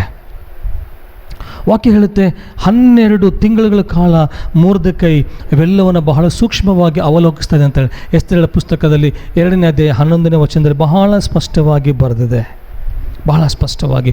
ಆದರೆ ಮೊರ್ದೆಕೈ ಒಂದು ಮಾತು ಹೇಳಿ ಕಳಿಸಿರ್ತಾನೆ ನೋಡಿ, ಆಲೋಚನೆ ಮಾಡಬೇಕು ನಾವು. 2ನೇ ಅಧ್ಯಾಯ 22ನೇ ವಚನದಲ್ಲಿ ನಾವು ನೋಡುವಾಗ, 20ನೇ ವಚನ ಮತ್ತು 22ನೇ ವಚನ ನೋಡುವಾಗ ಮೊರ್ದೆಕೈ ತನ್ನ ಮಗಳಿಗೆ ಹೇಳ್ತಾನೆ, ನೋಡು ಮಗಳೇ, ನೀನು ರಾಜ ಸಂಸ್ಥಾನಕ್ಕೆ ಹೋಗ್ತಾ ಇದೀಯಾ, ಖಂಡಿತವಾಗಿ ಯೆಹೋವನ ಕೃಪೆ ನಿನ್ನ ಮೇಲೆ ಇದೆ, ದೇವರ ಉದ್ದೇಶದ ಮೇಲೆ ಒಳಗಡೆ ಹೋಗ್ತಾ ಇದೆಯಾ, ಆದರೆ ನೀನು ಯಹೂದ್ಯಳು ಅನ್ನುವಂಥ ಮಾತು ಎಲ್ಲಿ ಹೇಳಬಾರ್ದು. ವಾಸ್ತವಿಕವಾಗಿ ನೋಡಿದರೆ ಮೊರ್ದೆಕೈ ಬೆನ್ಯಾಮೀನ್ ಗೋತ್ರಕ್ಕೆ ಸೇರಿದವನು, ಆದರೆ ಕಾಮನ್ ಆಗಿ ಎಲ್ಲ ಇಸ್ರಾಯೇಲರನ್ನ ಯಹೂದ್ಯರು ಅಂತೇಳಿ ಅಲ್ಲಿ ಪರಿಗಣಿಸ್ತಾ ಇದ್ದರು ಆಗಿನ ಒಂದು, ಯಾಕಂದರೆ ಅವರು ಬೇರೆ ದೇಶದಿಂದ ಬಂದಂಥ ರಾಜರಲ್ಲ, ಹಾಗಾಗಿ ಇವ್ರನ್ನೆಲ್ಲ ಈ ಇಸ್ರಾಯೇಲ್ ಪಂಗಡಕ್ಕೆ ಸೇರಿದ ಎಲ್ಲರನ್ನ ಯಹೂದ್ಯರು ಅಂತ ಹೇಳ್ತಾ ಇದ್ರು. ಹಾಗಾಗಿ ಅವರು ಮೊರ್ದೆಕೈ ಮತ್ತು ಅವನ ಪಂಗಡಕ್ಕೆ ಸೇರಿದಂಥ ಎಲ್ಲ ಜನರನ್ನು ಅವರು ಯಹೂದ್ಯರು ಅಂತ ಪರಿಗಣಿಸುವಂಥ ಸಂಪ್ರದಾಯ ಇತ್ತು. ಆದರೆ ಮೊರ್ದೆಕೈ ಹೇಳಿದ್ದ, ಸಮಯ ಬರೋವರೆಗೂ ನೀನು ಯಾರು, ನಿನ್ನ ಗೋತ್ರ ಎಂಥದ್ದು ಎಲ್ಲಿ ಬಹಿರಂಗಪಡಿಸಬಾರ್ದು. ವಾಕ್ಯ ಒಂದು ಮಾತು ಬರೆದಿರ್ಬಿಟ್ಟೆ ಪ್ರಿಯರೇ, ಸಮಯೋಚಿತವಾದ ಮಾತುಗಳು ದೊಡ್ಡ ಬಂಗಾರದ ಪರಾತೆಯಲ್ಲಿ ಅಂದವಾಗಿ ಜೋಡಿಸಿರುವಂಥ ಬೆಳ್ಳಿಯ ಹಣ್ಣುಗಳಂತೆ ಇದೆ ಅಂತ ಹೇಳ್ತಾರೆ. ಸಮಯೋಚಿತವಾದ ಮಾತುಗಳು ನಾವು ಮಾತಾಡಬೇಕು. ಯಾರನ್ನೋ ಮೆಚ್ಚಿಸೋದಕ್ಕೋಸ್ಕರ ಏನೋ ಮಾತಾಡ್ತೀವಿ, ಬಹಳ ಸಲ ಯಾರನ್ನೋ ಇಂಪ್ರೆಸ್ ಮಾಡಬೇಕು ಅಂತ ಏನೋ ಮಾತಾಡ್ತಾ ಇರ್ತೀವಿ. ನಾನು ಬಹಳ ಭಕ್ತಿವಂತ ತೋರಿಸ್ಕೊಳ್ಳೋಕ್ಕೋಸ್ಕರ ಏನೆಲ್ಲ ನಟನೆ ಮಾಡ್ತಾ ಇರ್ತೀವಿ. ನಾನು ಮಹಾಜ್ಞಾನಿ ಅಂತ ತೋರಿಸ್ಕೊಳ್ಳೋಕ್ಕೋಸ್ಕರ ಏನೆಲ್ಲ ಆಕಾರ ವಿಕಾರಗಳು ಮಾಡ್ಕೊಳ್ತಾ ಇರ್ತೀವಿ. ಸಲ್ಲದು ನಮಗದು. ದೇವರ ಮಕ್ಕಳಾಗಿ ನಾವು ಸಮಯೋಚಿತವಾದ ಮಾತುಗಳನ್ನು ಮಾತಾಡಬೇಕು. ಅದಕ್ಕೆ ಯೇಸು ಸ್ವಾಮಿ ಈ ಲೋಕದಲ್ಲಿ ಹೇಳಿದ, ನಿಮ್ಮ ಮಾತು ಹೌದಾದರೆ ಹೌದು ಎನ್ನಿ, ಇಲ್ಲವಾದರೆ ಇಲ್ಲ.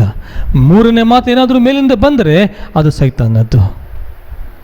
ನಾವು ಟೈಮ್ ಪಾಸ್ಗೋಸ್ಕರ ಏನೋ ಮಾತಾಡ್ತಾ ಇರ್ತೀವಿ, ನಾವು ಮಹಾಜ್ಞಾನಿಗಳಂತ ತೋರಿಸ್ಕೊಳ್ಳೋಕ್ಕೋಸ್ಕರ, ಇನ್ನೊಬ್ಬರಿಗೆ ನಮಗೆ ಇವೆಲ್ಲ ವಿಷಯಗಳ ಬಗ್ಗೆ ನಮಗೆ ಬಹಳಷ್ಟು ಗಹನವಾದಂಥ ಒಂದು ಜ್ಞಾನ ಇದೆ ತೋರಿಸ್ಕೊಳ್ಳೋಕ್ಕೋಸ್ಕರ ಏನೆಲ್ಲ ನಾವು ಮಾತಾಡ್ತಾ ಇರ್ತೀವಿ. ಬೇಡ.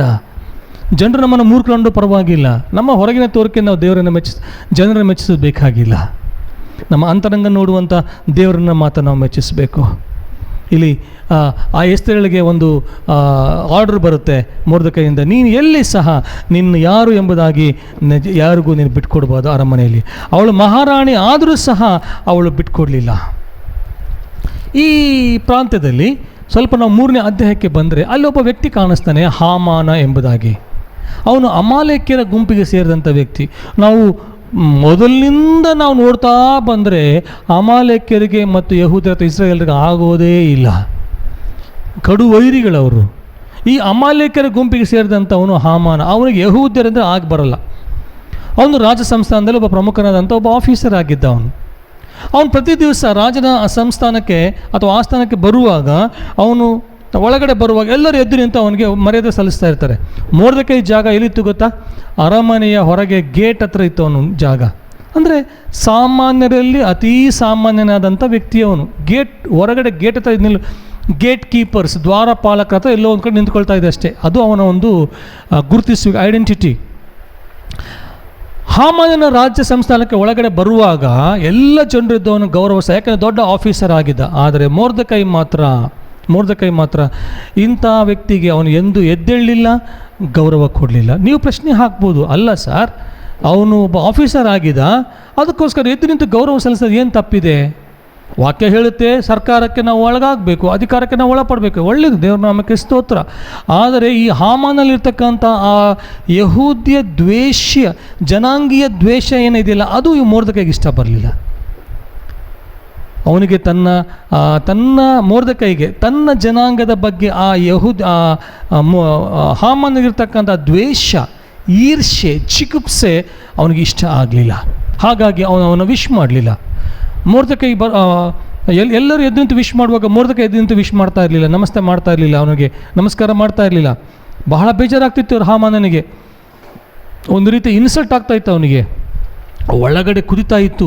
ಇವನು ಯಹೂದ್ಯನಾಗಿದ್ದಾನೆ, ನನಗೆ ವಿಶ್ ಮಾಡೋದಿಲ್ಲ, ನಾನು ಈ ರಾಜನಿಗೆ ದೊಡ್ಡ ನಾನು ಆಫೀಸರ್ ಆಗಿದ್ದೀನಿ, ಹತ್ತಿರವಾಗಿರೋ ಆಫೀಸರ್ ಆಗಿದ್ದೀನಿ, ಇವನು ನನಗೆ ಅವಮಾನ ಮಾಡ್ತಾನೆ, ದ್ವಾರಪಾಲಕರ ಎದುರು ಎಲ್ಲ ಅವಮಾನ ಮಾಡ್ತಾನೆ ಅಂತ ಒಳಗಡೆ ಕುದಿತಾ ಇದ್ದ. ಅದಕ್ಕೆ ಏನು ಮಾಡೋದು ಗೊತ್ತಾ? ದ್ವೇಷ ಎಷ್ಟರ ಮಟ್ಟಿಗೆ ಹೋಗುತ್ತೆ ಜನರಿಗೆ.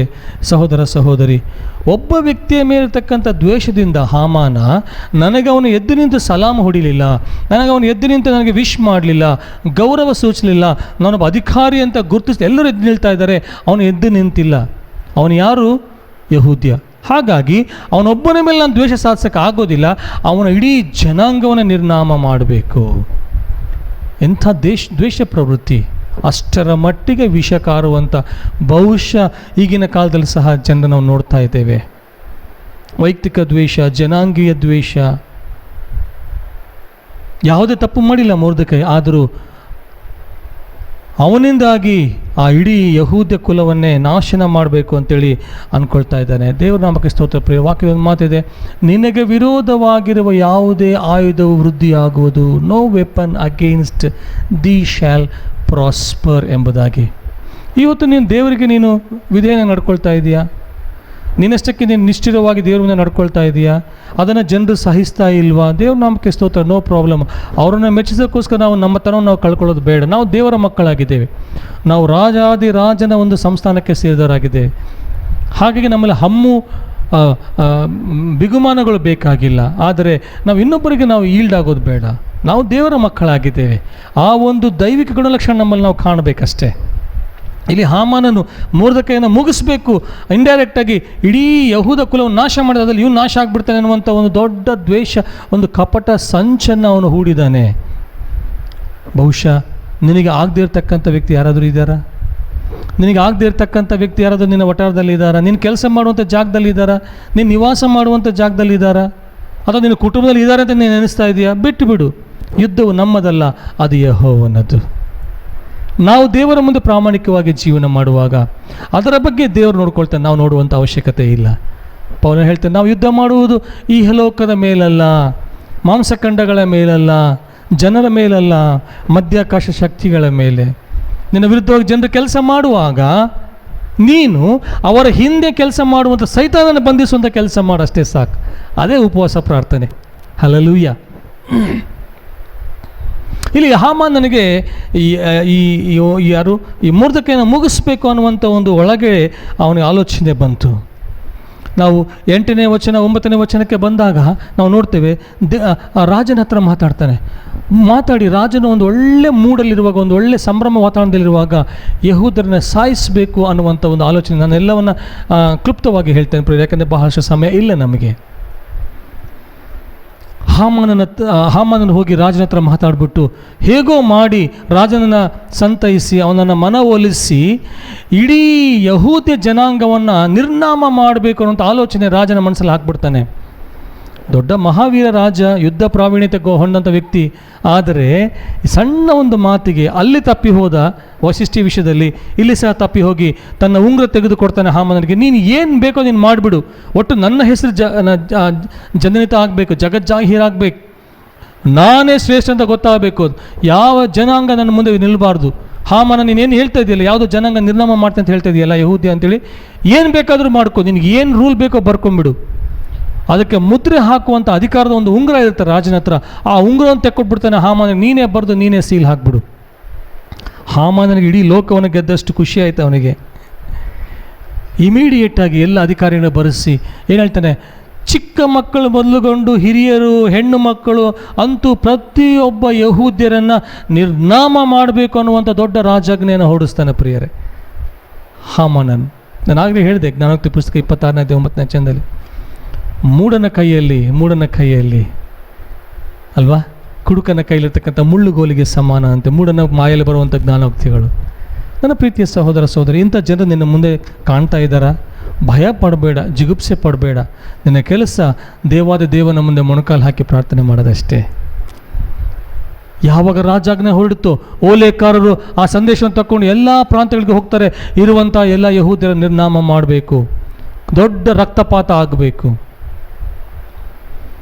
ಇಡೀ ಯಹೂದ ಪ್ರಾಂತ, ಯಹೂದ್ಯರೆಲ್ಲ ತಳಮಳಗೊಳ್ತಾರೆ, ಕಳವಳ ಆಗುತ್ತೆ, ಜನರು ಗೋಳಾಡ್ತಾರೆ. ಮೊರ್ದೆಕೈಗೆ ಆ ವಿಷಯ ಗೊತ್ತಾಗುತ್ತೆ, ಆ ರಾಜಾಜ್ಞೆ ಒಂದು ಕಾಪಿಯನ್ನು ತಗೊಳ್ತಾನೆ, ಬಹಳ ಗೋಳಾಡ್ತಾನೆ. ಬೀದಿಗಳಲ್ಲಿ ಅವನು ಗೋಣಿತಟ್ಟನ್ನು ಹೊತ್ಕೊಂಡು ಗಟ್ಟಿಯಾಗಿ ಮೊರೆ ಇಡ್ತಾನೆ. ಪ್ರಿಯರೇ, ನಾನು ಕೇಳುವಂಥ ಒಂದು ಪ್ರಶ್ನೆ, ಅವನ ಸ್ವಂತ ಮಗಳೇ ಅಥವಾ ಅವನು ಸಾಕಿದಂಥ ಮಗಳು ಅಲ್ಲಿ ಮಹಾರಾಣಿ ಆಗಿದ್ದಾಳೆ, ಅವಳು ಮನಸ್ಸು ಮಾಡಿದರೆ ಮೊರ್ದೆಕೈಗೆ ಯಾವ ಪ್ರಾಣ ಭಯ ಇಲ್ಲ. ಆದರೆ ಮೊರ್ದೆಕೈ ಯಾಕಷ್ಟು ಗೋಳಾಡ್ತಾ ಇದ್ದಾನೆ? ಅಯ್ಯೋ ಯಹೂದ್ಯರು ನಿರ್ನಾಮ ಆಗ್ತಾರೆ, ಯಾಕೆ ಅವನಷ್ಟು ಚಿಂತಾಕ್ರಾಂತನಾಗಿದ್ದಾನೆ? ಗೋಣಿ ಚೀಲವನ್ನು ಯಾಕೆ ಅವನು ಹೊತ್ಕೊಂಡಿದ್ದಾನೆ? ಯಾಕೆ? ಅವನಿಗೆ ತನ್ನವರ ಬಗ್ಗೆ ಒಂದು ಕಾಳಜಿ ಇದೆ, ತನ್ನ ಜನಾಂಗದ ಬಗ್ಗೆ ಒಂದು ಕಾಳಜಿ ಇದೆ. ಪ್ರೀತಿಯ ಸಹೋದರ ಸಹೋದರಿ, ನಾವಾದರೂ ಬಹಳ ಕ್ಷೇಮವಾಗಿದ್ದೇವಲ್ವ? ಯಾವುದೇ ಒಂದು ಅನಾರೋಗ್ಯದ ಭಯ ಇಲ್ಲ. ನಮ್ಮ ನೋಡಿಕೊಳ್ಳುವಂಥ ಜಿಲ್ಲಾಧಿಕಾರಿಗಳಿದ್ದಾರೆ, ನಮ್ಮ ನೋಡಿಕೊಳ್ಳುವಂಥ ಅಧಿಕಾರಿಗಳಿದ್ದಾರೆ, ನಮ್ಮ ನೋಡಿಕೊಳ್ಳುವಂಥ ಎಲ್ಲ ರೀತಿಯ ಸೌಲಭ್ಯಗಳು ನಮಗಿದೆ, ನಮಗೆ ಯಾವ ರೀತಿಯ ಅನಾರೋಗ್ಯದ ಭಯ ಇಲ್ಲ. ಆದರೆ ನಮ್ಮ ಸುತ್ತಮುತ್ತಲು ಎಷ್ಟೋ ಜನ ಕಣ್ಣೀರಿಂದ ಅಳ್ತಾ ಇದ್ದಾರೆ, ಎಷ್ಟೋ ಪ್ರಾಣ ಭಯ ಇದೆ, ಎಷ್ಟೋ ಜನರು ಇಷ್ಟಾಗಿ ಪ್ರತಿನಿತ್ಯ ಸಾವಿನ ದವಡಿಯಲ್ಲಿ ಹೋಗ್ತಾ ಇದ್ದಾರೆ, ಬರ್ತಾ ಇದ್ದಾರೆ. ಅವ್ರ ಬಗ್ಗೆ ನಮಗೆ ಮರುಕು ಬೇಡವಾ?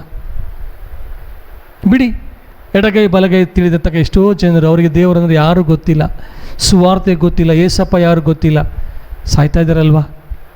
ಅವ್ರ ಬಗ್ಗೆ ನಮಗೆ ಬಾಧೆ ಇಲ್ವಾ?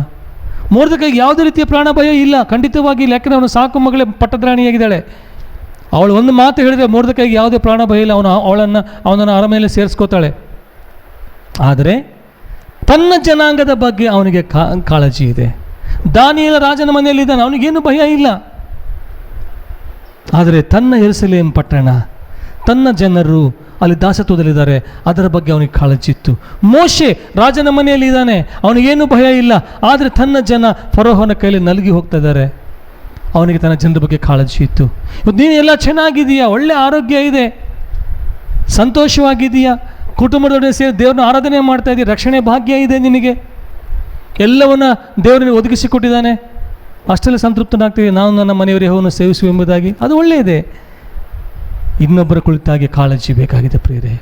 ಈಗಿನ ದಿನಮಾನಗಳಲ್ಲಿ ನಲಗಿ ಹೋಗುವಂಥ ಈ ಒಂದು ಸನ್ನಿವೇಶದಲ್ಲಿ, ಕಂಗಾಲಾಗಿ ಕಂಗೆಟ್ಟಂಥ ಈ ಒಂದು ಪರಿಸ್ಥಿತಿಯಲ್ಲಿ ನಿನ್ನ ಅವಶ್ಯಕತೆ ಇದೆ, ನಿನ್ನ ಅವಶ್ಯಕತೆ ಇದೆ. ದೇವರು ಅದಕ್ಕಾಗಿ ನಿನ್ನನ್ನು ಆರಿಸ್ಕೊಂಡಿದ್ದಾನೆ. ಅದಕ್ಕಾಗಿ ದೇವರು ಇವತ್ತು ಈ ವಾಕ್ಯ ನಿನಗೆ ಕೊಡ್ತಾ ಇದ್ದಾನೆ. ಕಾಲವನ್ನು ಸದ್ವಿನಿಯೋಗ ಮಾಡೋಕ್ಕೂ, ನಶಿಸಿ ಹೋಗ್ತಾ ಇರ್ತಕ್ಕಂಥ ಜನರ ಬಗ್ಗೆ ನಮಗೆ ಕಾಳಜಿ ಇರಲಿ. ಯಾವಾಗ ಮೊರ್ದೆಕೈ ಕಣ್ಣೀರು ಇಡ್ತಾ ಇದ್ದಾನೋ, ಯಾವಾಗ ತನ್ನ ಬಟ್ಟೆನ ಹರ್ಕೊಂಡು ಗೋಣಿ ಚೀಲ ಹೊದ್ಕೊಂಡು ಬೀದಿಗಳಲ್ಲಿ ಗೋಳಾಡ್ತಾ ಇದ್ದಾನೆ, ಆ ವಿಷಯ ರಾಣಿಗೆ ಗೊತ್ತಾಯಿತು. ಯಾರು ರಾಣಿ? ಅವನ ಸಾಕು ಮಗಳಾದ ಎಸ್ತೇರಳು. ಏನಾಯಿತು ನನ್ನ ಚಿಕ್ಕಪ್ಪನಿಗೆ? ತಕ್ಷಣವೇ ಕಳಿಸ್ತಾಳೆ, ಒಳ್ಳೆ ಬಟ್ಟೆ ಕಳಿಸ್ತಾಳೆ. ಬೇಡ, ಆ ಬಟ್ಟೆಗಳು ಹಾಕ್ಕೋಬೇಡ, ಆ ಥರ ಗೋಳಾಡಬೇಡ. ಮೊರ್ದೆಕೈ ಆ ಬಟ್ಟೆನ ಸ್ವೀಕಾರ ಮಾಡೋದಿಲ್ಲ, ತಿರುಗಿ ವಾಪಸ್ ಕಳಿಸ್ತಾನೆ. 4ನೇ ಅಧ್ಯಾಯದಲ್ಲಿ ನೋಡುವಾಗ ಆತನು ವಾಪಸ್ ಕಳಿಸ್ತಾನೆ. ಹೇಳ್ತಾನೆ 7ನೇ ಮತ್ತು 8ನೇ ವಚನದಲ್ಲಿ, ನೀನು ಹೋಗಿ, ಮೊರ್ದೆಕೈ ಎಸ್ತೇರಳಿಗೆ ಹೇಳಿ ಕಳಿಸ್ತಿದ್ದಾನೆ, ನೋಡಮ್ಮ, ನಾನು ಗೋಳಾಡ್ತಾ ಇರೋದು ನನಗೋಸ್ಕರ ಅಲ್ಲ, ನನ್ನ ಜನರಿಗೋಸ್ಕರ. ಆ ಹಾಮಾನನು ಇಡೀ ಯಹೂದ್ಯರನ್ನು ಹಾಳು ಮಾಡಬೇಕು, ಸಾಯಿಸಬೇಕನ್ನುವಂಥ ರಾಜಾಜ್ಞೆ ತಂದಿದ್ದಾನೆ. ಕೆಲವು ನಿಮಿಷಗಳಲ್ಲಿ ಆಗ್ಬೋದು, ಕೆಲವು ದಿನಗಳಲ್ಲಿ ಆಗ್ಬೋದು, ಕೆಲವು ಗಂಟೆಗಳಲ್ಲಿ ಆಗ್ಬೋದು. ನೀನು ಅರಮನೆಯಲ್ಲಿ ಇದೆಯಾ, ರಾಜನ ಪಟ್ಟದ ರಾಣಿ ಆಗಿದೆಯಾ, ನೀನು ರಾಜನ ಮುಂದೆ ಹೋಗಿ ಇದನ್ನು ಆತನ ಗಮನಕ್ಕೆ ತರಬೇಕು ಹೇಳಿ ವಾಪಸ್ ಕಳಿಸ್ತಾನೆ ಆ ಬಟ್ಟೆಗಳನ್ನು. ಎಸ್ತೇರಳು ಆಲೋಚನೆ ಮಾಡ್ತಾಳೆ, ಮತ್ತೆ ತಿರುಗಿ ಅವನಿಗೆ ಸಂದೇಶ ಕಳಿಸ್ತಾಳೆ, ಇಲ್ಲಪ್ಪ ಆ ಥರ ಅಲ್ಲ, ನಾನು ಏಕಾಏಕಿ ರಾಜನ ಸಂಧಾನಕ್ಕೆ ಹೋಗ್ಲಿಕ್ಕೆ ಸಾಧ್ಯ ಇಲ್ಲ, ಅದು ರಾಜನ ಅರಮನೆಯ ಒಂದು ಪರಿಪಾಠ ಅಲ್ಲ, ಇಲ್ಲಿರುವಂಥ ಪರಿಸ್ಥಿತಿಯೇ ಬೇರೆ. ನಾವು ರಾಜನ ಮನೆಗೆ ಹೋಗಬೇಕು ಅಂದರೆ ನಾವು ಈ ರೀತಿ ರೂಲ್ಸ್ ಪಾಲನೆ ಮಾಡಬೇಕು. ಅದಾದಮೇಲೆ ರಾಜನು ಯಾರ ಮೇಲೆ ತನ್ನ ರಾಜದಂಡವನ್ನು ತೋರಿಸ್ತಾನೋ ಅವರು ಮಾತ್ರ ಆತನ ಸನ್ನಿಧಾನದಲ್ಲಿ ಹೋಗಬೇಕು ಅಂತ ಆಗಿನ ಕಾಲದ ಅರಮನೆಯಲ್ಲಿ ನಡೆಯುವಂಥ ಒಂದು ರೂಲ್ಸ್ ಆ್ಯಂಡ್ ರೆಗ್ಯುಲೇಷನ್ಸ್, ಸ್ಟ್ಯಾಚ್ಯೂಟ್ಸ್ ಅಂತ ಹೇಳ್ತೀವಿ, ಅಥವಾ ಅಲ್ಲಿರ್ತಂಥ ಪ್ರೋಟೋಕಾಲ್ ಅಂತ ಹೇಳ್ತೀವಿ, ಅಲ್ಲಿರುವಂಥ ಒಂದು ನಿಯಮಗಳನ್ನು ಆಕೆ ತಿಳಿಸಿ ಹೇಳ್ತಾಳೆ. ಆದರೆ ಮೊರ್ದೆಕೈಗೆ ಅದು ಯಾವುದು ಈಗ ಕೆಲಸಕ್ಕೆ ಬರಲ್ಲ. ಯಾಕೆಂದರೆ ಅವನ ಮುಂದೆ ಇರೋದು ಯಹೂದ್ಯರನ್ನು ನಾಶನದಿಂದ ತಪ್ಪಿಸಬೇಕು ಅಷ್ಟೇ. ಪ್ರಿಯ ಸಹೋದರ ಸಹೋದರಿ, ನನಗೆ ಬಹಳ ಇಷ್ಟವಾದಂಥ ಒಂದು ಮಾತು ಎಸ್ತೇರಳ ಪುಸ್ತಕದಲ್ಲಿ 4ನೇ ಅಧ್ಯಾಯದಲ್ಲಿ 13ನೇ ವಚನ ಮತ್ತು 14ನೇ ವಚನ. ಎಸ್ತೇರಳ ಪುಸ್ತಕದಲ್ಲಿ 4ನೇ ಅಧ್ಯಾಯ 13 ಮತ್ತು 14ನೇ ವಚನದಲ್ಲಿ, ಯಹೂದ್ಯರೆಲ್ಲ ನಾಶವಾದರೂ ನಾನೊಬ್ಬಳು ಅರಮನೆಯಲ್ಲಿರುವೆನೆಂದು ಉಳಿಯುವೆನೆಂದು ಭಾವಿಸಿಕೊಳ್ಳಬೇಡ. ನೀನು ಈಗ ಸುಮ್ಮನಿದ್ದು ಬಿಟ್ಟರೆ ಬೇರೆ ಕಡೆಯಿಂದ ಯಹೂದ್ಯರಿಗೆ ಸಹಾಯವು ವಿಮೋಚನೆಯು ಉಂಟಾದವು. ನೀನಾದರೂ ನಿನ್ನ ತಂದೆಯ ಮನೆಯವರೊಡನೆ ನಾಶವಾಗುವಿ.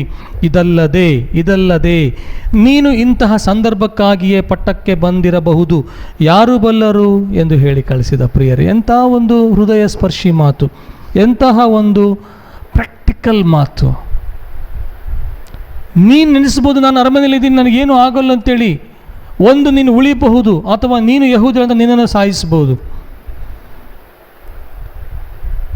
ಈ ಒಂದು ಸನ್ನಿವೇಶಕ್ಕೋಸ್ಕರ, ಇಂಥ ಒಂದು ಕಷ್ಟ ಪರಿಸ್ಥಿತಿ, ಇಂಥ ಒಂದು ಕ್ಲಿಷ್ಟ ಪರಿಸ್ಥಿತಿ, ಇಂಥ ಒಂದು ಸಂದಿಗ್ಧ ಪರಿಸ್ಥಿತಿಯಲ್ಲಿ ನಿನ್ನ ಜನರನ್ನು ಬಿಡಿಸೋದಕ್ಕೋಸ್ಕರ, ನಿನ್ನ ಜನರ ಪ್ರಾಣವನ್ನು ಕಾಪಾಡೋಕ್ಕೋಸ್ಕರ ನಿನ್ನನ್ನು ದೇವರು ಈ ಹೊತ್ತು ಪಟ್ಟದ ರಾಣಿ ಮಾಡಿರಬಹುದು. ಯಾರಿಗೆ ಗೊತ್ತು? ಎಂಥ ಒಂದು ಥಾಟ್ ಪ್ರೊವೋಕಿಂಗ್ ಕ್ವಶನ್. ಆಕೆಯ ಒಂದು ಆಲೋಚನೆಯನ್ನು ಏನಂತೀರ ಟಿಕಲ್ ಮಾಡುವಂಥ ಕ್ವಶನ್ ಕಳಿಸ್ತಾನೆ. ನನ್ನ ಪ್ರಿಯತೆಯ ಸಹೋದರ ಸಹೋದರಿ, ನಾನು ಕೇಳುವಂಥ ಪ್ರಶ್ನೆ, ಈ ಸನ್ನಿವೇಶಕ್ಕಾಗಿ ದೇವರು ನಿನ್ನನ್ನು ಜೀವಂತವಾಗಿಟ್ಟಿದ್ದಾನೆ. ಈ ಒಂದು ಸನ್ನಿವೇಶಕ್ಕಾಗಿ ದೇವರು ನಿನ್ನನ್ನು ರಕ್ಷಿಸಿದ್ದಾನೆ. ಈ ಒಂದು ಸನ್ನಿವೇಶಕ್ಕಾಗಿ ದೇವರು ನಿನ್ನನ್ನು ವಿಶ್ವಾಸಿಯಾಗಿ ಮಾಡಿದ್ದಾನೆ. ಕ್ರೈಸ್ತರೆಂದು ಹೇಳಿಕೊಳ್ಳುವಂಥ ಎಷ್ಟೋ ಜನರು ವಿಶ್ವಾಸಿಗಳಲ್ಲ. ಅವರು ಈ ಸಮಯದಲ್ಲಿ ಅವರು ಕಾಲ ಕಳೆಯುವಂಥ ರೀತಿಯೇ ಬೇರೆ, ಅವ್ರು ನೋಡುವಂಥ ಚಾನೆಲ್ಸೇ ಬೇರೆ. ಆದರೆ ನೀನು ನೋಡುವಂಥ ರೀತಿಯೇ ಬೇರೆ, ನೀನು ನೋಡುವಂಥ ಚಾನೆಲ್ ಬೇರೆ ಆಗಿದೆ. ದೇಶದ ಪಕ್ಷವಾಗಿ, ದೇಶದ ಪರವಾಗಿ, ನಶಿಸಿ ಹೋಗ್ತಿರುವಂಥ ಜನರ ಪರವಾಗಿ, ಎಡಗೈ ಬಲಗೈ ತಿಳಿದಂಥ ನೂರಾರು ಜನರು,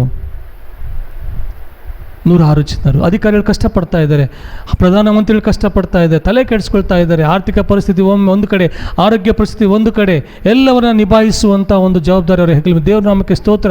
ದೇವರಿಗೆ ಕೊಟ್ಟಿರುವಂಥ ಎಲ್ಲ ಅಧಿಕಾರಿಗಳಿಗಾಗಿ ನಾವು ದೇವರಿಗೆ ವಂದನೆ ಸಲ್ಲಿಸೋಣ.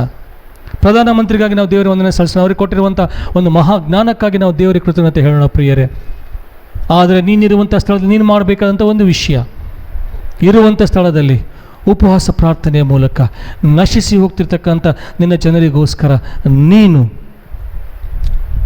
ದೇವರ ಮುಂದೆ ಕಾಣಿಸ್ಕೊಳ್ಬೇಕು. ಅದಕ್ಕೋಸ್ಕರ ನೀನು ಇವತ್ತು ಜೀವಂತವಾಗಿದೆಯೇನೋ ಪರೀಕ್ಷೆ ಮಾಡಿಕೊ. ಉಪವಾಸ ಪ್ರಾರ್ಥನೆ ಬಹಳ ಶ್ರೇಷ್ಠವಾದ್ದು ಪ್ರಿಯರೇ. ನನಗೆ ಇತ್ತೀಚಿನ ವರ್ಷಗಳಲ್ಲಿ ನನ್ನ ದೇಹ ಪ್ರಕೃತಿಯಿಂದ ನನಗೆ ಆಗ್ತಾ ಇಲ್ಲ. ಒಂದು ಸಣ್ಣ ಘಟನೆ ಮುಂದೆ ಜ್ಞಾಪಕ ಮಾಡೋಕ್ಕೆ ನಾನು ಇಷ್ಟಪಡ್ತೇನೆ. ಸುಮಾರು 20 ವರ್ಷಗಳ ಹಿಂದೆ, 22 ವರ್ಷಗಳ ಹಿಂದೆ ನನಗೆ ಓದಲಿ ಬಹಳ ಮುಂದೆ ಹೋಗಬೇಕು ಅನ್ನುವಂಥ ಒಂದು ಆಲೋಚನೆ ಇತ್ತು. ಸಂಶೋಧನೆ ಮಾಡಬೇಕು ಅಂತ ಆಲೋಚನೆ ಇತ್ತು. ರಿಜಿಸ್ಟ್ರೇಷನ್ ಮಾಡಿಸಿದೆ PhDಗೋಸ್ಕರ ನಾನು. ಆದರೆ ಮನೆಯಲ್ಲಿ ಸ್ವಲ್ಪ ಆಗಿನ ಪರಿಸ್ಥಿತಿಗಳಿಂದ ಕೆಲಸ ಮಾಡಿ ದುಡಿಯುವಂಥ ವಯಸ್ಸು ಬಂದಾಗ, ಇನ್ನೊಬ್ಬರ ದುಡಿಮೆ ಮೇಲೆ ಓದಬಾರ್ದು ಅನ್ನುವಂಥ ಮಾತುಗಳು ಕೇಳಿ ಬರುವಾಗ ಮನಸ್ಸು ಬಹಳ ಬೇಜಾರಾಯಿತು. ಆ ಸಮಯದಲ್ಲಿ ನಾನು ನನ್ನ ಸಂಶೋಧನೆಯನ್ನು ಮೊಟಕುಗೊಳಿಸಿ ನನ್ನ ಕೆಲಸಕ್ಕೋಸ್ಕರ ನಾನು ಪ್ರಯತ್ನ ಮಾಡ್ತಾಯಿದ್ದೆ. ಸಿಗ್ತಾ ಇರಲಿಲ್ಲ. ಒಂದು ಕಡೆ ಮನಸ್ಸು ಘಾಸಿಗೊಂಡಿದೆ ಮಾತುಗಳನ್ನ ಕೇಳಿಸ್ಕೊಂಡು, ಒಂದು ಕಡೆ ಪರಿಸ್ಥಿತಿಗಳು ಬೇರೆ ಇದೆ. ಆ ಸನ್ನಿವೇಶದಲ್ಲಿ ನನಗಿರುವಂಥ ಒಂದೇ ಒಂದು ಉಪವಾಸ ಪ್ರಾರ್ಥನೆ. ಪ್ರತಿ ದಿವಸ ಏನು ಪ್ರಾರ್ಥನೆ ಮಾಡಬೇಕು, ನನಗಿರೋದು ನಿರುದ್ಯೋಗ ಒಂದೇ. ಮನೆಯಲ್ಲಿ ಎಲ್ಲರೂ ಹೊರಗಡೆ ಹೋದ್ಮೇಲೆ, ಅವರು ಡ್ಯೂಟೀಸ್ಗೆ ಹೋದ್ಮೇಲೆ ನಾನು ಬಾಗಿಲು ಹಾಕ್ಕೊಳ್ತಾ ಇದ್ದೆ, ಕಣ್ಣೀರಿಂದ ಪ್ರಾರ್ಥನೆ ಮಾಡ್ತಾಯಿದ್ದೆ. ಮನಸ್ಸಿಗೆ ಬಂದಂಥ ದೇವರ ಹಾಡನ್ನು ನನಗೆ ಇಷ್ಟ ಬಂದ ರೀತಿ ಒಂದು ಯಾವುದೋ ಒಂದು ಹಳೆ ಗಿಟಾರ್ ಇತ್ತು, ಅದನ್ನು ಬಾರಿಸ್ಕೋತ ಹಾಡಾಡ್ತಾ ಇದ್ದೆ. ಸ್ವಲ್ಪ ಸಮಯ ಮಲ್ಕೊಳ್ತಾ ಇದ್ದೆ, ಮತ್ತೆ ಎದ್ದೇಳ್ತಿದ್ದೆ, ಮತ್ತೆ ಕಣ್ಣೀರಿಂದ ಪ್ರಾರ್ಥನೆ ಮಾಡ್ತಾಯಿದ್ದೆ. ಮನೇಲಿ ಎಲ್ಲರೂ ಬರೋಕ್ಕಿಂತ ಮುಂಚೆ ಮುಖ ತೊಳ್ಕೊಂಡು ಸ್ನಾನ ಮಾಡಿ ಫ್ರೆಶ್ ಆಗಿ ಅವರಿಗೆಲ್ಲ ಟೀ ರೆಡಿ ಮಾಡಿಕೊಟ್ಟು ನಾನು ಸಂತೋಷ ಮತ್ತೆ ಹೊರಗಡೆ ಹೋಗ್ಬಿಡ್ತಾ ಇದ್ದೆ. ಮತ್ತು ಹೋಗಿ ಯಾವುದೋ ಒಂದು ಗ್ರೌಂಡಲ್ಲಿ ಕೂತ್ಕೊಂಡು ITA ಗ್ರೌಂಡ್ ಅಂತಿದೆ, JTS ಗ್ರೌಂಡ್ ಅಂತಿತ್ತು, ಅಲ್ಲಿ ಹೋಗಿ ಮತ್ತೆ ಮೊರೆ ಇಡ್ತದೆ ಏಸಪ್ಪನ ಮುಂದೆ, ಸ್ವಾಮಿ ನನಗೆ ಉದ್ಯೋಗ ಬೇಕು. ಇದ್ದಕ್ಕಿದ್ದಂತೆ ಒಂದು ದಿವಸ ನನಗೆ ಆಲೋಚನೆ ಬಂತು, ಲೈಬ್ರರಿ ಕಡೆ ಹೋಗಿ ಬರೋಣ ಅಂಥೇಳಿ. ಸೆಂಟ್ರಲ್ ಲೈಬ್ರರಿ ಅಂತೇಳಿ ರಾಯಲ್ ಸರ್ಕಲ್ ಹತ್ರ ಇತ್ತು ಮೊದಲಲ್ಲಿ. ಅಲ್ಲಿಗೆ ಹೋಗಿ ಸುಮ್ಮನೆ ಪೇಪರ್ಸ್ ನೋಡ್ತಾ ಇದ್ದೆ. ನೋಡುವಾಗ ಯಾವುದೋ ಒಂದು ಸಣ್ಣ ಅಡ್ವರ್ಟೈಸ್ಮೆಂಟ್ ಬಂತು. ಕುತೂಹಲ ಬಂತು. ಆ ಊರಿನ ಹೆಸರು ಆನಂದ್ ಎಂಬುದಾಗಿ. ನನಗೆ ಮನುಷ್ಯರ ಹೆಸರು ಆನಂದ್ ಗೊತ್ತಿತ್ತು ಅಷ್ಟೇ ಆಗಲಿ, ಊರಿನ ಹೆಸರು ಆನಂದ್ ಗೊತ್ತಿಲ್ಲ. ಕುತೂಹಲದಿಂದ ಅಲ್ಲಿರುವಂಥ ವಾಚ್ಮ್ಯಾನ್ ಪರ್ಮಿಷನ್ ತೊಗೊಂಡು ಅದಿಷ್ಟು ಭಾಗವನ್ನು ನಾನು ತಗೊಂಡು ಬಂದು ಅಪ್ಲೈ ಮಾಡಿದೆ. ಮರ್ತೋಗ್ಬಿಟ್ಟೆ ನಾನು ಅಷ್ಟೇ. ಅದಾದಮೇಲೆ ನನಗೆ ಕಾಲ್ ಲೆಟ್ರ್ ಬಂತು. ಅವರೇ ನನಗೆ ಹೋಗೋ ಬರೋ ಖರ್ಚು ಕೊಟ್ಟು ನನಗೆ ಇಂಟರ್ವ್ಯೂ ಕರೆದ್ರು. ಇಂಟರ್ವ್ಯೂಗೆ ಹೋದೆ. ಬಹಳ ಮಹಾಜ್ಞಾನಿಗಳು ಬಂದಿದ್ದರು. ಆದರೆ ದೇವರ ಮಹಾಕೃಪೆಯಿಂದ ದೇವರು ನನಗೆ ಅಲ್ಲಿ ಒಂದು ಟೀಚರ್ ಪೋಸ್ಟ್ ನನಗೆ ಕೊಟ್ಟರು ದೇವರು. 3 ರೌಂಡ್ಸ್ ಇಂಟರ್ವ್ಯೂ ಆಯಿತು ಆಗಿನ ಕಾಲದಲ್ಲಿ, 20-22 ವರ್ಷ ಕೆಳಗಡೆ. 3rd ರೌಂಡಲ್ಲಿ ನಾನು ಸೆಲೆಕ್ಟ್ ಆದೆ. ದೇವ್ರ ನಾಮಕ್ಕೆ ಸ್ತೋತ್ರ. ಏನು ಹೇಳೋಕ್ಕೆ ಇಷ್ಟಪಡ್ತಾಯಿದ್ದೀನಿ ನಾನು, ಮಾತು ಗೊತ್ತಿಲ್ಲ, ಭಾಷೆ ಗೊತ್ತಿಲ್ಲ, ಸ್ಟೇಷನ್ ಇಳಿದು ಮಾಡಿ ಯಾವುದು ಎಂಟ್ರಿ, ಯಾವುದು ಎಕ್ಸಿಟ್, ಎಲ್ಲಿ ಪ್ರವೇಶ, ಎಲ್ಲಿ ನಿರ್ಗಮನ ಗೊತ್ತಿಲ್ಲ. ಅಂಥ ಒಂದು ರಾಜ್ಯದಲ್ಲಿ ದೇವರು ನನ್ನ 3.5 ವರ್ಷ ನಾನಲ್ಲಿ ಇದ್ದು ಆತನಿಗೋಸ್ಕರ ಸಾಕ್ಷಿಯಾಗಿ ನಿಲ್ಲುವಂಥ ಒಂದು ಮಹಾಭಾಗ್ಯ ದೇವರು ಒದಗಿಸಿಕೊಟ್ರು. ಏನು ಹೇಳ್ತಾ ಇದ್ದೀನಿ ನಾನಿಲ್ಲಿ? ಉಪವಾಸ ಪ್ರಾರ್ಥನೆ ಜೀವನದ ಗತಿವಿಧಿಗಳನ್ನು ಬದಲಾಯಿಸುತ್ತೆ. ನೀನು ಏನಾಗಿದೆ ನಿನಗೆ ಗೊತ್ತಿಲ್ಲ, ಆದರೆ ನಿನ್ನಲ್ಲಿರುವ ಆತನಿಗೆ ಗೊತ್ತು ನೀನು ಏನು ಎಂಬುದಾಗಿ. ಸಾಮಾನ್ಯನಾದಂಥ ನನ್ನಿಂದ ದೇವರು ಅಸಾಮಾನ್ಯ ವಿಷಯಗಳನ್ನು ಮಾಡಲಿಕ್ಕೆ ಶಕ್ತನಾಗಿದ್ದಾನೆ. ಉಪವಾಸ ಪ್ರಾರ್ಥನೆಯಲ್ಲಿ ಬಹಳ ಶಕ್ತಿ ಇದೆ ಪ್ರಿಯರೇ. ಅದನ್ನು ನಾವು ಲಘುವಾಗಿ ಪರಿಗಣಿಸಬಾರ್ದು, ಹುಸಿಯಾಗಿ ತಕ್ಕೋಬಾರ್ದು. ಒಂದು ಟೈಮ್ ಪಾಸ್ ಅಲ್ಲ ಅದು. ದೇವರ ಸೇವಕರು ಪ್ರಾರ್ಥನಾ ಪೂರ್ವಕವಾಗಿ ಈ ಸಮಯದಲ್ಲಿ 21 ದಿವಸಗಳು ನಮಗೋಸ್ಕರ ಕೊಟ್ಟಿರುವಾಗ, ಪರಿಸ್ಥಿತಿಗಳು ನಮ್ಮನ್ನು 21 ದಿವಸ ಮನೆಯಲ್ಲಿ ಕನ್ಫೈನ್ಮೆಂಟ್ಗೆ ಇಟ್ಟಿರುವಾಗ, ಒಂದು ರೀತಿಯ ಗೃಹ ಬಂಧನಕ್ಕೆ ಒಳಪಡಿಸಿದಾಗ ಎಲ್ಲವನ್ನು ಕೊಟ್ಟು ಅದನ್ನು ಸದ್ವಿನಿಯೋಗ ಮಾಡಿಕೊಳ್ಳೋಣ ಪ್ರಿಯರೇ. ಉಪವಾಸ ಪ್ರಾರ್ಥನೆ ಅದ್ಭುತವಾದಂಥ ಸಾಕ್ಷಿ. ಎಸ್ತೇರಳು, ಆಯಿತು ನಾನು ಉಪವಾಸ ಮಾಡ್ತೇನೆ, ನೀವು ಉಪವಾಸ ಮಾಡಿ. 3 ದಿನದಲ್ಲಿ ನೀವ್ಯಾರು ಹಗಲು ರಾತ್ರಿ ನೀವು ಊಟ ಮಾಡಬೇಡಿ, ಅನ್ನಪಾನ ತಕ್ಕೋಬೇಡ್ರಿ. ನಾನು ಊಟ ಮಾಡಲ್ಲ, ಅನ್ನಪಾನ ತಕ್ಕೊಳ್ಳಲ್ಲ. ಎಲ್ಲ ವೈಭವಗಳನ್ನು ತ್ಯಜಿಸ್ತಾಳೆ, ಸುಖ ಎಲ್ಲವನ್ನು ತ್ಯಜಿಸ್ತಾಳೆ. 3 ದಿನ ರಾತ್ರಿ ಹಗಲು ಉಪವಾಸ ಪ್ರಾರ್ಥನೆ ಮಾಡ್ತಾಳೆ. ಇಡೀ ದೇಶದ ಎಲ್ಲ ಯಹೂದ್ಯರು ಉಪವಾಸ ಪ್ರಾರ್ಥನೆ ಮಾಡ್ತಾರೆ. ಅದಾದ ನಂತರ ಆಕೆ ರಾಜನ ಸನ್ನಿಧಾನದಲ್ಲಿ ಕಾಣಿಸ್ಕೊಳ್ತಾಳೆ ಪ್ರಿಯರೇ. ರಾಜನು ಕರೆದಿರೋದಿಲ್ಲ, ಆದರೂ ಹೋಗಿ ಆಕೆ ಕಾಣಿಸ್ಕೊಳ್ತಾಳೆ. ಕಾಣಿಸ್ಕೊಂಡಾಗ ರಾಜನು ಕೇಳ್ತಾನೆ, ಏನಾಗಿದೆ ನಿನಗೆ? ಅಯ್ಯ ಈ ರೀತಿ ಆಗಿದೆ. ಮುಗಿಸ್ತೇನೆ ಬೇಗ ನಾನು. ಅಲ್ಲಿ ತುಂಬ ಕ್ಲುಪ್ತವಾಗಿ ಬಹಳ ಬುದ್ಧಿವಂತಿಕೆಯಿಂದ ಆಕೆ ಆ ಒಂದು ಯಹೂದ್ಯರ ಆ ಒಂದು ದರಿದ್ರ ಪರಿಸ್ಥಿತಿಗೆ ಯಾರು ಕಾರಣರು ಅಂತ ಹೇಳಿ ದೇವರ ಪ್ರೇರೇಪಣೆ ಮೇರೆಗೆ, ಆ ಒಂದು ಆಲೋಚನೆಯ ಮೇರೆಗೆ ಕೊನೆಗೆ ಯಾರನ್ನು ಸಾಯಿಸಬೇಕು ಅಂತ ಹಾಮಾನ ಪ್ಲ್ಯಾನ್ ಮಾಡಿದ್ನೋ ಅದೇ ಗಲ್ಲಿಗೆ ಹಾಮಾನನ್ನು ಏರಬೇಕಾಗತ್ತೆ, ನೇಣಿಗೆ ಏರಬೇಕಾಗತ್ತೆ. ಮೊರ್ದೆಕೈಯನ್ನು ಸಾಯಿಸಬೇಕು ಅಂತೇಳಿ ಹಾಮಾನ ಒಂದು ಗಲ್ಲು ಕಂಬವನ್ನು ಏರ್ಪಡಿಸಿರ್ತಾನೆ. ಅದೇ ಗಲ್ಲು ಕಂಬಕ್ಕೆ ಅವನು ತನ್ನ ಕೊರಳೊಡ್ಡಬೇಕಾಗತ್ತೆ ಹಾಮಾನನು. ನಿನಗೆ ಎದುರಾಗಿರ್ತಕ್ಕಂಥ ಯಾವುದೇ ಆಯುಧವು ಅದು ವೃದ್ಧಿಯಾಗದು. ಉಪವಾಸ ಪ್ರಾರ್ಥನೆ ಇರ್ತಕ್ಕ ಶಕ್ತಿನ ಗುರುತಿಸು. ಉಪವಾಸ ಪ್ರಾರ್ಥನೆ ಇರ್ತಕ್ಕಂಥ ಮಹತನ ಗುರುತಿಸು. ಎಸ್ತೇರಳು ಅನಾಥಳು, ರಾಜನ ಮನೆಗೆ ಬರ್ತಾಳೆ, ರಾಜನ ಕೃಪೆಗೆ ಪಾತ್ರಳಾಗಿ ಮಹಾರಾಣಿ ಆಗ್ತಾಳೆ. ಆದರೂ ನಾನು ಸತ್ತರೂ ಪರವಾಗಿಲ್ಲ, ನಾನು ರಾಜನ ಮುಂದೆ ಕಾಣಿಸ್ಕೊಳ್ತೇನೆ, ನೀವು ಉಪವಾಸ ಮಾಡಿ. ಎಂಥ ಒಂದು ಶ್ರೇಷ್ಠವಾದಂಥ ತ್ಯಾಗ. ಶದ್ರಕ್ ಅಬೇದ್ನೆಗೋ ಮತ್ತು ಮೇಷಕರು ಹೇಳ್ತಾರೆ, ನಾವು ಬೆಂಕಿಲಿ ಹೋಗ್ತೇವೆ, ನಿನ್ನ ಮೂರ್ತಿಗೆ ಮಾತ್ರ ನಾವು ನಮಸ್ಕಾರ ಮಾಡೋದಿಲ್ಲ. ಆತನ ಚಿತ್ತವಿದ್ದರೆ ಆತ ನಮ್ಮನ್ನು ಉಳಿಸ್ತಾನೆ, ಇಲ್ಲವಿದ್ದರೂ ಪರವಾಗಿಲ್ಲ, ಹೇಗೂ ನಾವು ಮಾತ್ರ ಈ ಮೂರ್ತಿಗೆ ನಾವು ಬಾಗ್ಲಾರೆವು. ದಾನಿಯೇಲನು 3 ಆವರ್ತಿ ಪ್ರಾರ್ಥನೆ ಮಾಡಬೇಕು. ಮಾಡಲಿಲ್ಲ ಅಂದರೆ ಮಾಡಿದರೆ ಅವನನ್ನು ಸಿಂಹಗಳ ಬೋನಲ್ಲಿ ಹಾಕ್ತಾರೆ. ಬಂದು ಸ್ನೇಹಿತರಿಗೆ ಹೇಳ್ತಾನೆ, ನಾನಂತೂ ಪ್ರಾರ್ಥನೆ ಮಾಡ್ತೇನೆ, ದೇವರು ಉಳಿಸಿದ್ರು ಪರವಾಗಿಲ್ಲ. ಆ ರೀತಿಯಲ್ಲಿ ಅವನು ಯಥಾರೀತಿ ಪ್ರಾರ್ಥನೆ ಮಾಡ್ತಾನೆ. ದಾನಿಯೇಲನ ಪ್ರಾರ್ಥನೆ ರಾಜಶಾಸನವನ್ನು ಬದಲಿಸ್ತು. ಶದ್ರಕ್ ಮೇಷಕ್ ಅಬೇದ್ನೆಗೋರ ಬೆಂಕಿ ಕುಲುಮೆಯಲ್ಲಿ ಹೋದಂಥ ವಿಷಯ ರಾಜಶಾಸನವನ್ನು ಬದಲಿಸ್ತು. ಎಸ್ತೇರಳು ಉಪವಾಸ ಪ್ರಾರ್ಥನೆ ಮಾಡಿ ರಾಜನ ಸನ್ನಿಧಾನದಲ್ಲಿ ಕಾಣಿಸಿಕೊಳ್ಳಲು ರಾಜಶಾಸನ ಬದಲಾಯಿತು.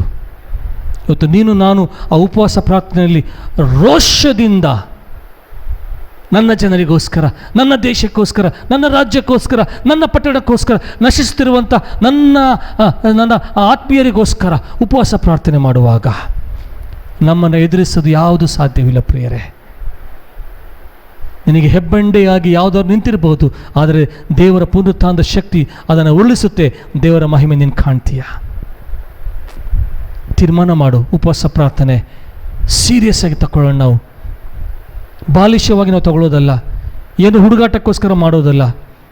ನಶಿಸಿ ಹೋಗ್ತಿರ್ತಕ್ಕಂಥ ಆತ್ಮಗಳಿಗೋಸ್ಕರ, ಗಲಿಬಿಲಿಗೊಂಡಂಥ ಈ ದೇಶಕ್ಕೋಸ್ಕರ, ತತ್ತರಗೊಂಡಂಥ ಭಯಭ್ರಾಂತ ಇದ್ದಂಥ ಈ ದೇಶಕ್ಕೋಸ್ಕರ, ಈ ಪ್ರಪಂಚಕ್ಕೋಸ್ಕರ ನಾವು ಉಪವಾಸ ಪ್ರಾರ್ಥನೆ ಮಾಡಬೇಕಾಗಿದೆ.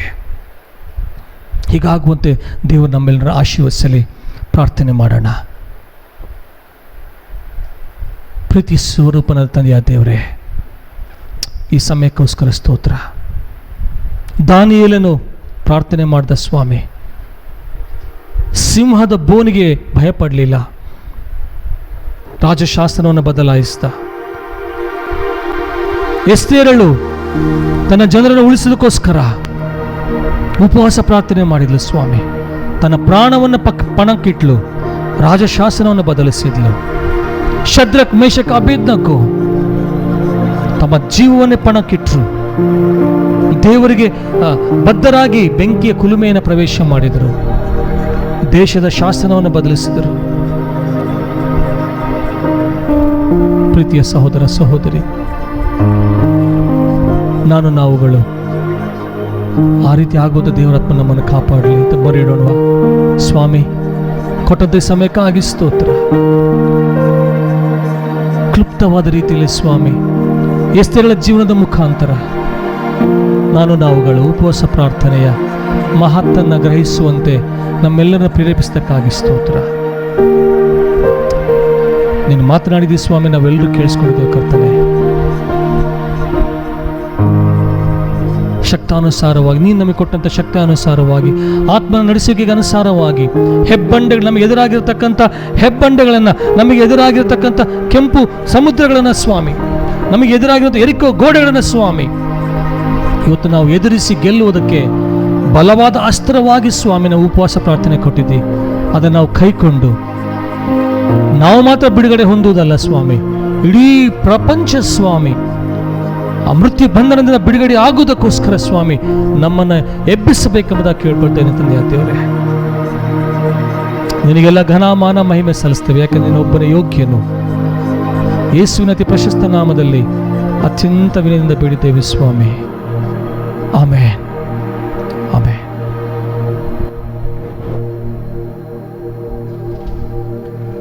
దేవుని నామానికి మహిమ కలుగును గాక. ప్రియులారా, ఇంతవరకు దేవుడు తన సేవకుడు బ్రదర్ ఫ్రాన్సిస్ను దేవుడు తన ఆత్మతో అభిషేకించి ఈ యొక్క ఉపవాస ప్రార్థనలో 21 days ఫాస్టింగ్ ప్రేయర్ యొక్క ఈ 4వ దినపు ఈ యొక్క ఉపవాస ప్రార్థనలో ఇంతవరకు మనమందరం కలిసి దేవుని యొక్క వాక్యాన్ని విన్నాం.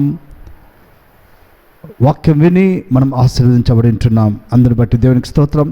ప్రియులారా, ఈ సమయంలో మనం అందరూ కూడా అలాగే మోకరించి మన కళ్ళు మూసుకొని కొంచెంసేపు మన ప్రభువును మనము ఆరాధిస్తాం. ప్రియులారా, అందరూ కూడా మోకరించి మన కళ్ళు మూసుకుందాం. Thank you Jesus. Hallelujah, hallelujah, hallelujah. Thank you Jesus. ప్రభువా, నీకు మహిమ కలుగును గాక. Hallelujah, worship you Jesus. దేవా, నీకు మహిమనైనా. పరిశుద్ధాత్ముడా, నీకే స్తోత్రము తండ్రి. ప్రియులారా, దేవుడు ఈ 21 days ఫాస్టింగ్ ప్రేయర్ ఈ 4వ దినమందు ఇలాగ దేవుని సన్నిధిలో మనం గడిపే కృప దేవుడు మనకిచ్చింటున్నాడు. ప్రభువు మనములు ప్రేమించి ఒక చక్కని సమయాన్ని దేవుడు మనకిచ్చినాడు, చక్కని సహవాసాన్ని దేవుడు మనకిచ్చినాడు. మనముంటున్న మన గృహాలలో, మనముంటున్న మన స్థలాలలో మనం అందరం కూడా అలాగే దేవుని సన్నిధిలో దేవునితో కలిసి ప్రార్థనలో మనం ఏకీభవిస్తూ ఆత్మ దేవుని సన్నిధిలో పరిశుద్ధాత్మ దేవుని యొక్క శక్తిని కలిగి ఆత్మాభిషేకమును పొందుకొని ఆయనలో ముందుకు నడిపించబడేందుకు ప్రభు కృప చూపిస్తుంటున్నాడు. ప్రియులారా, ఈ 4వ దినమందు ఉదయకాల సమయం నుంచి ఇంతవరకు ఆయన సన్నిధిలో ఆయా సమయంలో మనం ప్రార్థనలో ముందుకు నడిపించేందుకు దేవుడు కృప చూపించుంటున్నాడు. ఈ 4 దినములో ప్రభు మనలందరినీ కూడా దర్శించి తన యొక్క ఆత్మబలమును, తన శక్తిని దేవుడు మనకు అనుగ్రహించినట్లుగా నూతన బలముతో, నూతన శక్తితో, నూతన అభిషేకముతో ప్రభు మనమును నింపునట్లుగా మనం ప్రార్థన చేసుకుందాం ప్రియులారా. హల్లెలూయా. ప్రార్థన చేసుకున్న అందరూ కూడా మోకరించి అలాగే మన కళ్ళు మూసుకొని మనం ప్రార్థన చేసుకుందాం ప్రియులారా. మహాగణుడా, మహోన్నతుడా, పరిశుద్ధుడా, భూమిని, ఆకాశమును, ఇందులో ఉన్న సమస్తాన్ని కూడా సృజించిన సృష్టికర్తమైన మా తండ్రి, నీకే వందనాలు చెల్లించుకుంటున్నాం నాయనా. ఇదిగో ప్రభువా, ఇక 4వ దినపు ఉపవాస ప్రార్థన కూడికను బట్టి నీకు స్తోత్రం. ఇంతవరకు నాయన మీరు మాకు తోడుగా ఉండి మీరు మమ్మల్ని నడిపించినందుకు నీకు స్తోత్రం. మేమందరూ కూడా మా గృహాలలో ఉంటూ ఇలాగా మీరు ప్రభువా, మీరు మాకు ఇచ్చిన ఈ సమయం ముందు దేవా, నీ సన్నిధిలో, నీ సహవాసములో మీతో గడిపే కృప మీరు మాకు ఇచ్చింటున్నందుకు నేను స్తుతిస్తుంటున్నాము నాయన. ఇదిగో నా తండ్రి, ప్రత్యేకంగా ఈ సమయంలో ప్రభా, ఈ యొక్క 21 డేస్ ఫాస్టింగ్ ప్రేయర్ 4వ దినం ముందు ఎందరైతే ప్రభా ఈ యొక్క ఉపవాస ప్రార్థనలో పాల్గొని ఉంటున్నారో నాయన, వారందరి కొరకు నేను ప్రత్యేకంగా ప్రార్థిస్తుంటున్నాను తండ్రి. వారందరిపైన నీ హస్తం ఉంచండి నాయన. వారి యొక్క వ్యక్తిగత జీవితాలను దీవించండి, వారి కుటుంబాలను మీరు ఆశీర్వదించండి ప్రభా, నీకు స్తోత్రం. వారికి కావలసిన ప్రతి విషయంలో వారికి తోడుగా ఉండండి. శారీరకంగా వారిని మీరు బలపరచండి నాయన. ఈ యొక్క ఉపవాస ప్రార్థనలో ఉంటుండగా ఎలాంటి నీరసముతో ప్రభా మా తండ్రి స్వామి, ఎలాంటి శారీరకంగా బలహీనులు కాకుండా పునరుత్థానుడా, నీ యొక్క పునరుత్థానపు శక్తి చేత నూతన బలమును వారికి దయచే దేవానికి స్తోత్రం చెల్లించుకుంటున్నాం. ఇంకా దేవా, మా సంఘంలో ఉన్న బిడ్డలందరి కొరకు నేను ప్రార్థిస్తున్నాను నాయన. కుటుంబాల కొరకు నేను ప్రార్థిస్తున్నాను తండ్రి. ఆశీర్వదించమని అడుగుతుంటున్నాము నాయన. నా ప్రభు రాబోయే తండ్రి స్వామి, ఇంకా రేపటి దినం 5వ దినపు ఉపవాస ప్రార్థనలో ఇంకా అనేక మందిగా చేరి ప్రభా ఉపవాసం చేస్తూ నిన్ను ఆరాధించినట్లుగా నీ కృప చూపించండి నాయన. అలాగే ఈ లైవ్ ద్వారా ప్రభు ఎందరైతే స్వామి ఈ ప్రభు మా తండ్రి స్వామి ఇక ప్రోగ్రామ్ను తండ్రి చూస్తుంటున్నారో వారందరి కొరకు నేను ప్రార్థిస్తున్నాను నాయన. ఈ ప్రార్థనలో ఏకీభవించిన ప్రతి ఒక్కరిని చేతులకు అప్పగిస్తున్నాం నాయన. ప్రతి వారిని మీరు దీవించండి, వారి అవసరాలు తీర్చండి, వారి అక్కర్లు తీర్చండి, వారి కుటుంబాలను దీవించండి నాయన. ఎవరైనా బలహీనం చేత, అనారోగ్యం చేత ఉన్నట్లయితే ఇప్పుడే దేవా అలాంటి వారిని మీరు ముట్టు స్వస్థపరచండి నాయన. విడుదల దయచండి, ఆరోగ్యము దయచండి దేవానికి స్తోత్రం. ఇంకా ఇలాగ ప్రభా 21 డేస్ నాయన ప్రభా మా తండ్రి స్వామికి ఉపవాస ప్రార్థనలు మేము ముందుకు నడిపించబడుతుండగా దినదినము ప్రభా నీకు అభిషేకమును పొందుకుంటూ దినదినము నీలో శక్తివంతులుగా ప్రభా మేము ముందుకు నడిపించబడేందుకు నీ ఆత్మ సహాయం దయచేయమని ఈ 4వ దినపు ఇక ఉపవాస ప్రార్థన కూడికను బట్టి మీకు కృతజ్ఞత స్తుతి చెల్లించుకుంటూ సమస్త ఘనత, మహిమ, ప్రభావములు నీకు మాత్రమే చెల్లిస్తూ యేసుక్రీస్తు నామములో ప్రార్థించి వేడుకొనుచున్నాము తండ్రి. ఆమేన్. తండ్రి అయిన దేవుని యొక్క ప్రేమయు, యేసుక్రీస్తు యొక్క కృప, పరిశుద్ధాత్మిక సహవాసము చేరవచ్చిన మనందరికీ, మన కుటుంబములకును, మన సంఘమంతటికి, సకల పరిశుద్ధులకును సదాకాలము తోడై ఉండునుగాక. ఆమేన్. ప్రియులారా, ఈ 4వ దినపు యొక్క ఉపవాస ప్రార్థనలో మనమందరూ కూడా ఇలాగా ముందుకు నడిపించబడి ఉంటున్నాం. అందుని బట్టి దేవునికి స్తోత్రములు. రేపు 5వ దినపు ఉపవాస ప్రార్థన మనమందరూ కూడా దేవుని సన్నిధి కొరకు సిద్ధపడదాం. ఇంకా ఎవరెవరైతే ఇంకా రేపు చేస్తాంలే, రేపు నుంచి వస్తామో, మరణాన్ని నుంచి వస్తామో అనుకుంటున్నారో దయచేసి ఇంకా ఎవరైతే ఉపవాస ప్రార్థనలో పాల్గొనలేకపోతుంటున్నారో దయచేసి అందరూ కూడా మనం ప్రార్థనలో పాల్గొందాం. ప్రియులారా, మనకు ప్రార్థన చాలా అవసరంగా ఉన్నది. మనం ఎక్కువ సమయం ప్రార్థన గడుపుదాం. ఒక మంచి అవకాశాన్ని దేవుడు మనకి ఇచ్చింటున్నాడు. మనం ప్రస్తుతం లాక్డౌన్లో ఉంటున్నాం. మనం ఎవరు కూడా బయటికి వెళ్ళే స్థితిలో మనం లేం కనుక మనం ఉంటున్న మన గృహాలలో, మనం ఉంటున్న మన స్థలములో మనము దేవుని సన్నిధిలో, దేవుని సహవాసములో, ప్రార్థనలో మనం ముందుకు నడిపించబడదాం. ప్రతి దినము కూడా సాయంకాలం 8 గంటలకు మనకు ఇలాగా ఈ లైవ్ ఆరాధనలో ఉంటుంది. మన వాక్య పరిచయలో మనం ముందుకు నడిపించబడతాం. కాబట్టి ప్రతి ఒక్కరు కూడా ప్రతి దినం సాయంకాలం 8 గంటల నుంచి ఇక లైవ్ కొరకు సిద్ధపడండి. God bless you. దేవుడు మిమ్మల్ని అందరూ కూడా దీవించిన గాక. మర్చిపోద్దండి, గవర్నమెంట్ వారు మనకు ఈ లాక్డౌన్లో ఇక ప్రత్యేకంగా వారు మనకు విధించిన కొన్ని నియమాలు, కొన్ని రూల్స్ వారు పెట్టింటున్నారు. దాని ప్రకారంగా మనం నడుచుకుందాం. వారు ఏమైతే మనకు చెప్పింటున్నారో దాని ప్రకారంగా మనం నడుచుకుందాం. ఎవరు కూడా బయటికి వెళ్ళొద్దండి, ఇళ్ళలో కూర్చుందాం, చక్కగా మన కుటుంబాలతో కలిసి ఉందాం, ప్రార్థన చేసుకుంటూ దేవుని సహవాసంలో ఉందాం. ఆరోగ్యకరంగా ఒక మంచి ఆరోగ్యకరమైన వాతావరణంలో మనము, మన బిడ్డలు, మన కుటుంబాలు మనం ముందుకు నడిపించబడదాం. పరిశుద్ధాత్మ దేవుడు సహాయం చేయునుగాక మనమందరికీ. God bless you. ఆమేన్.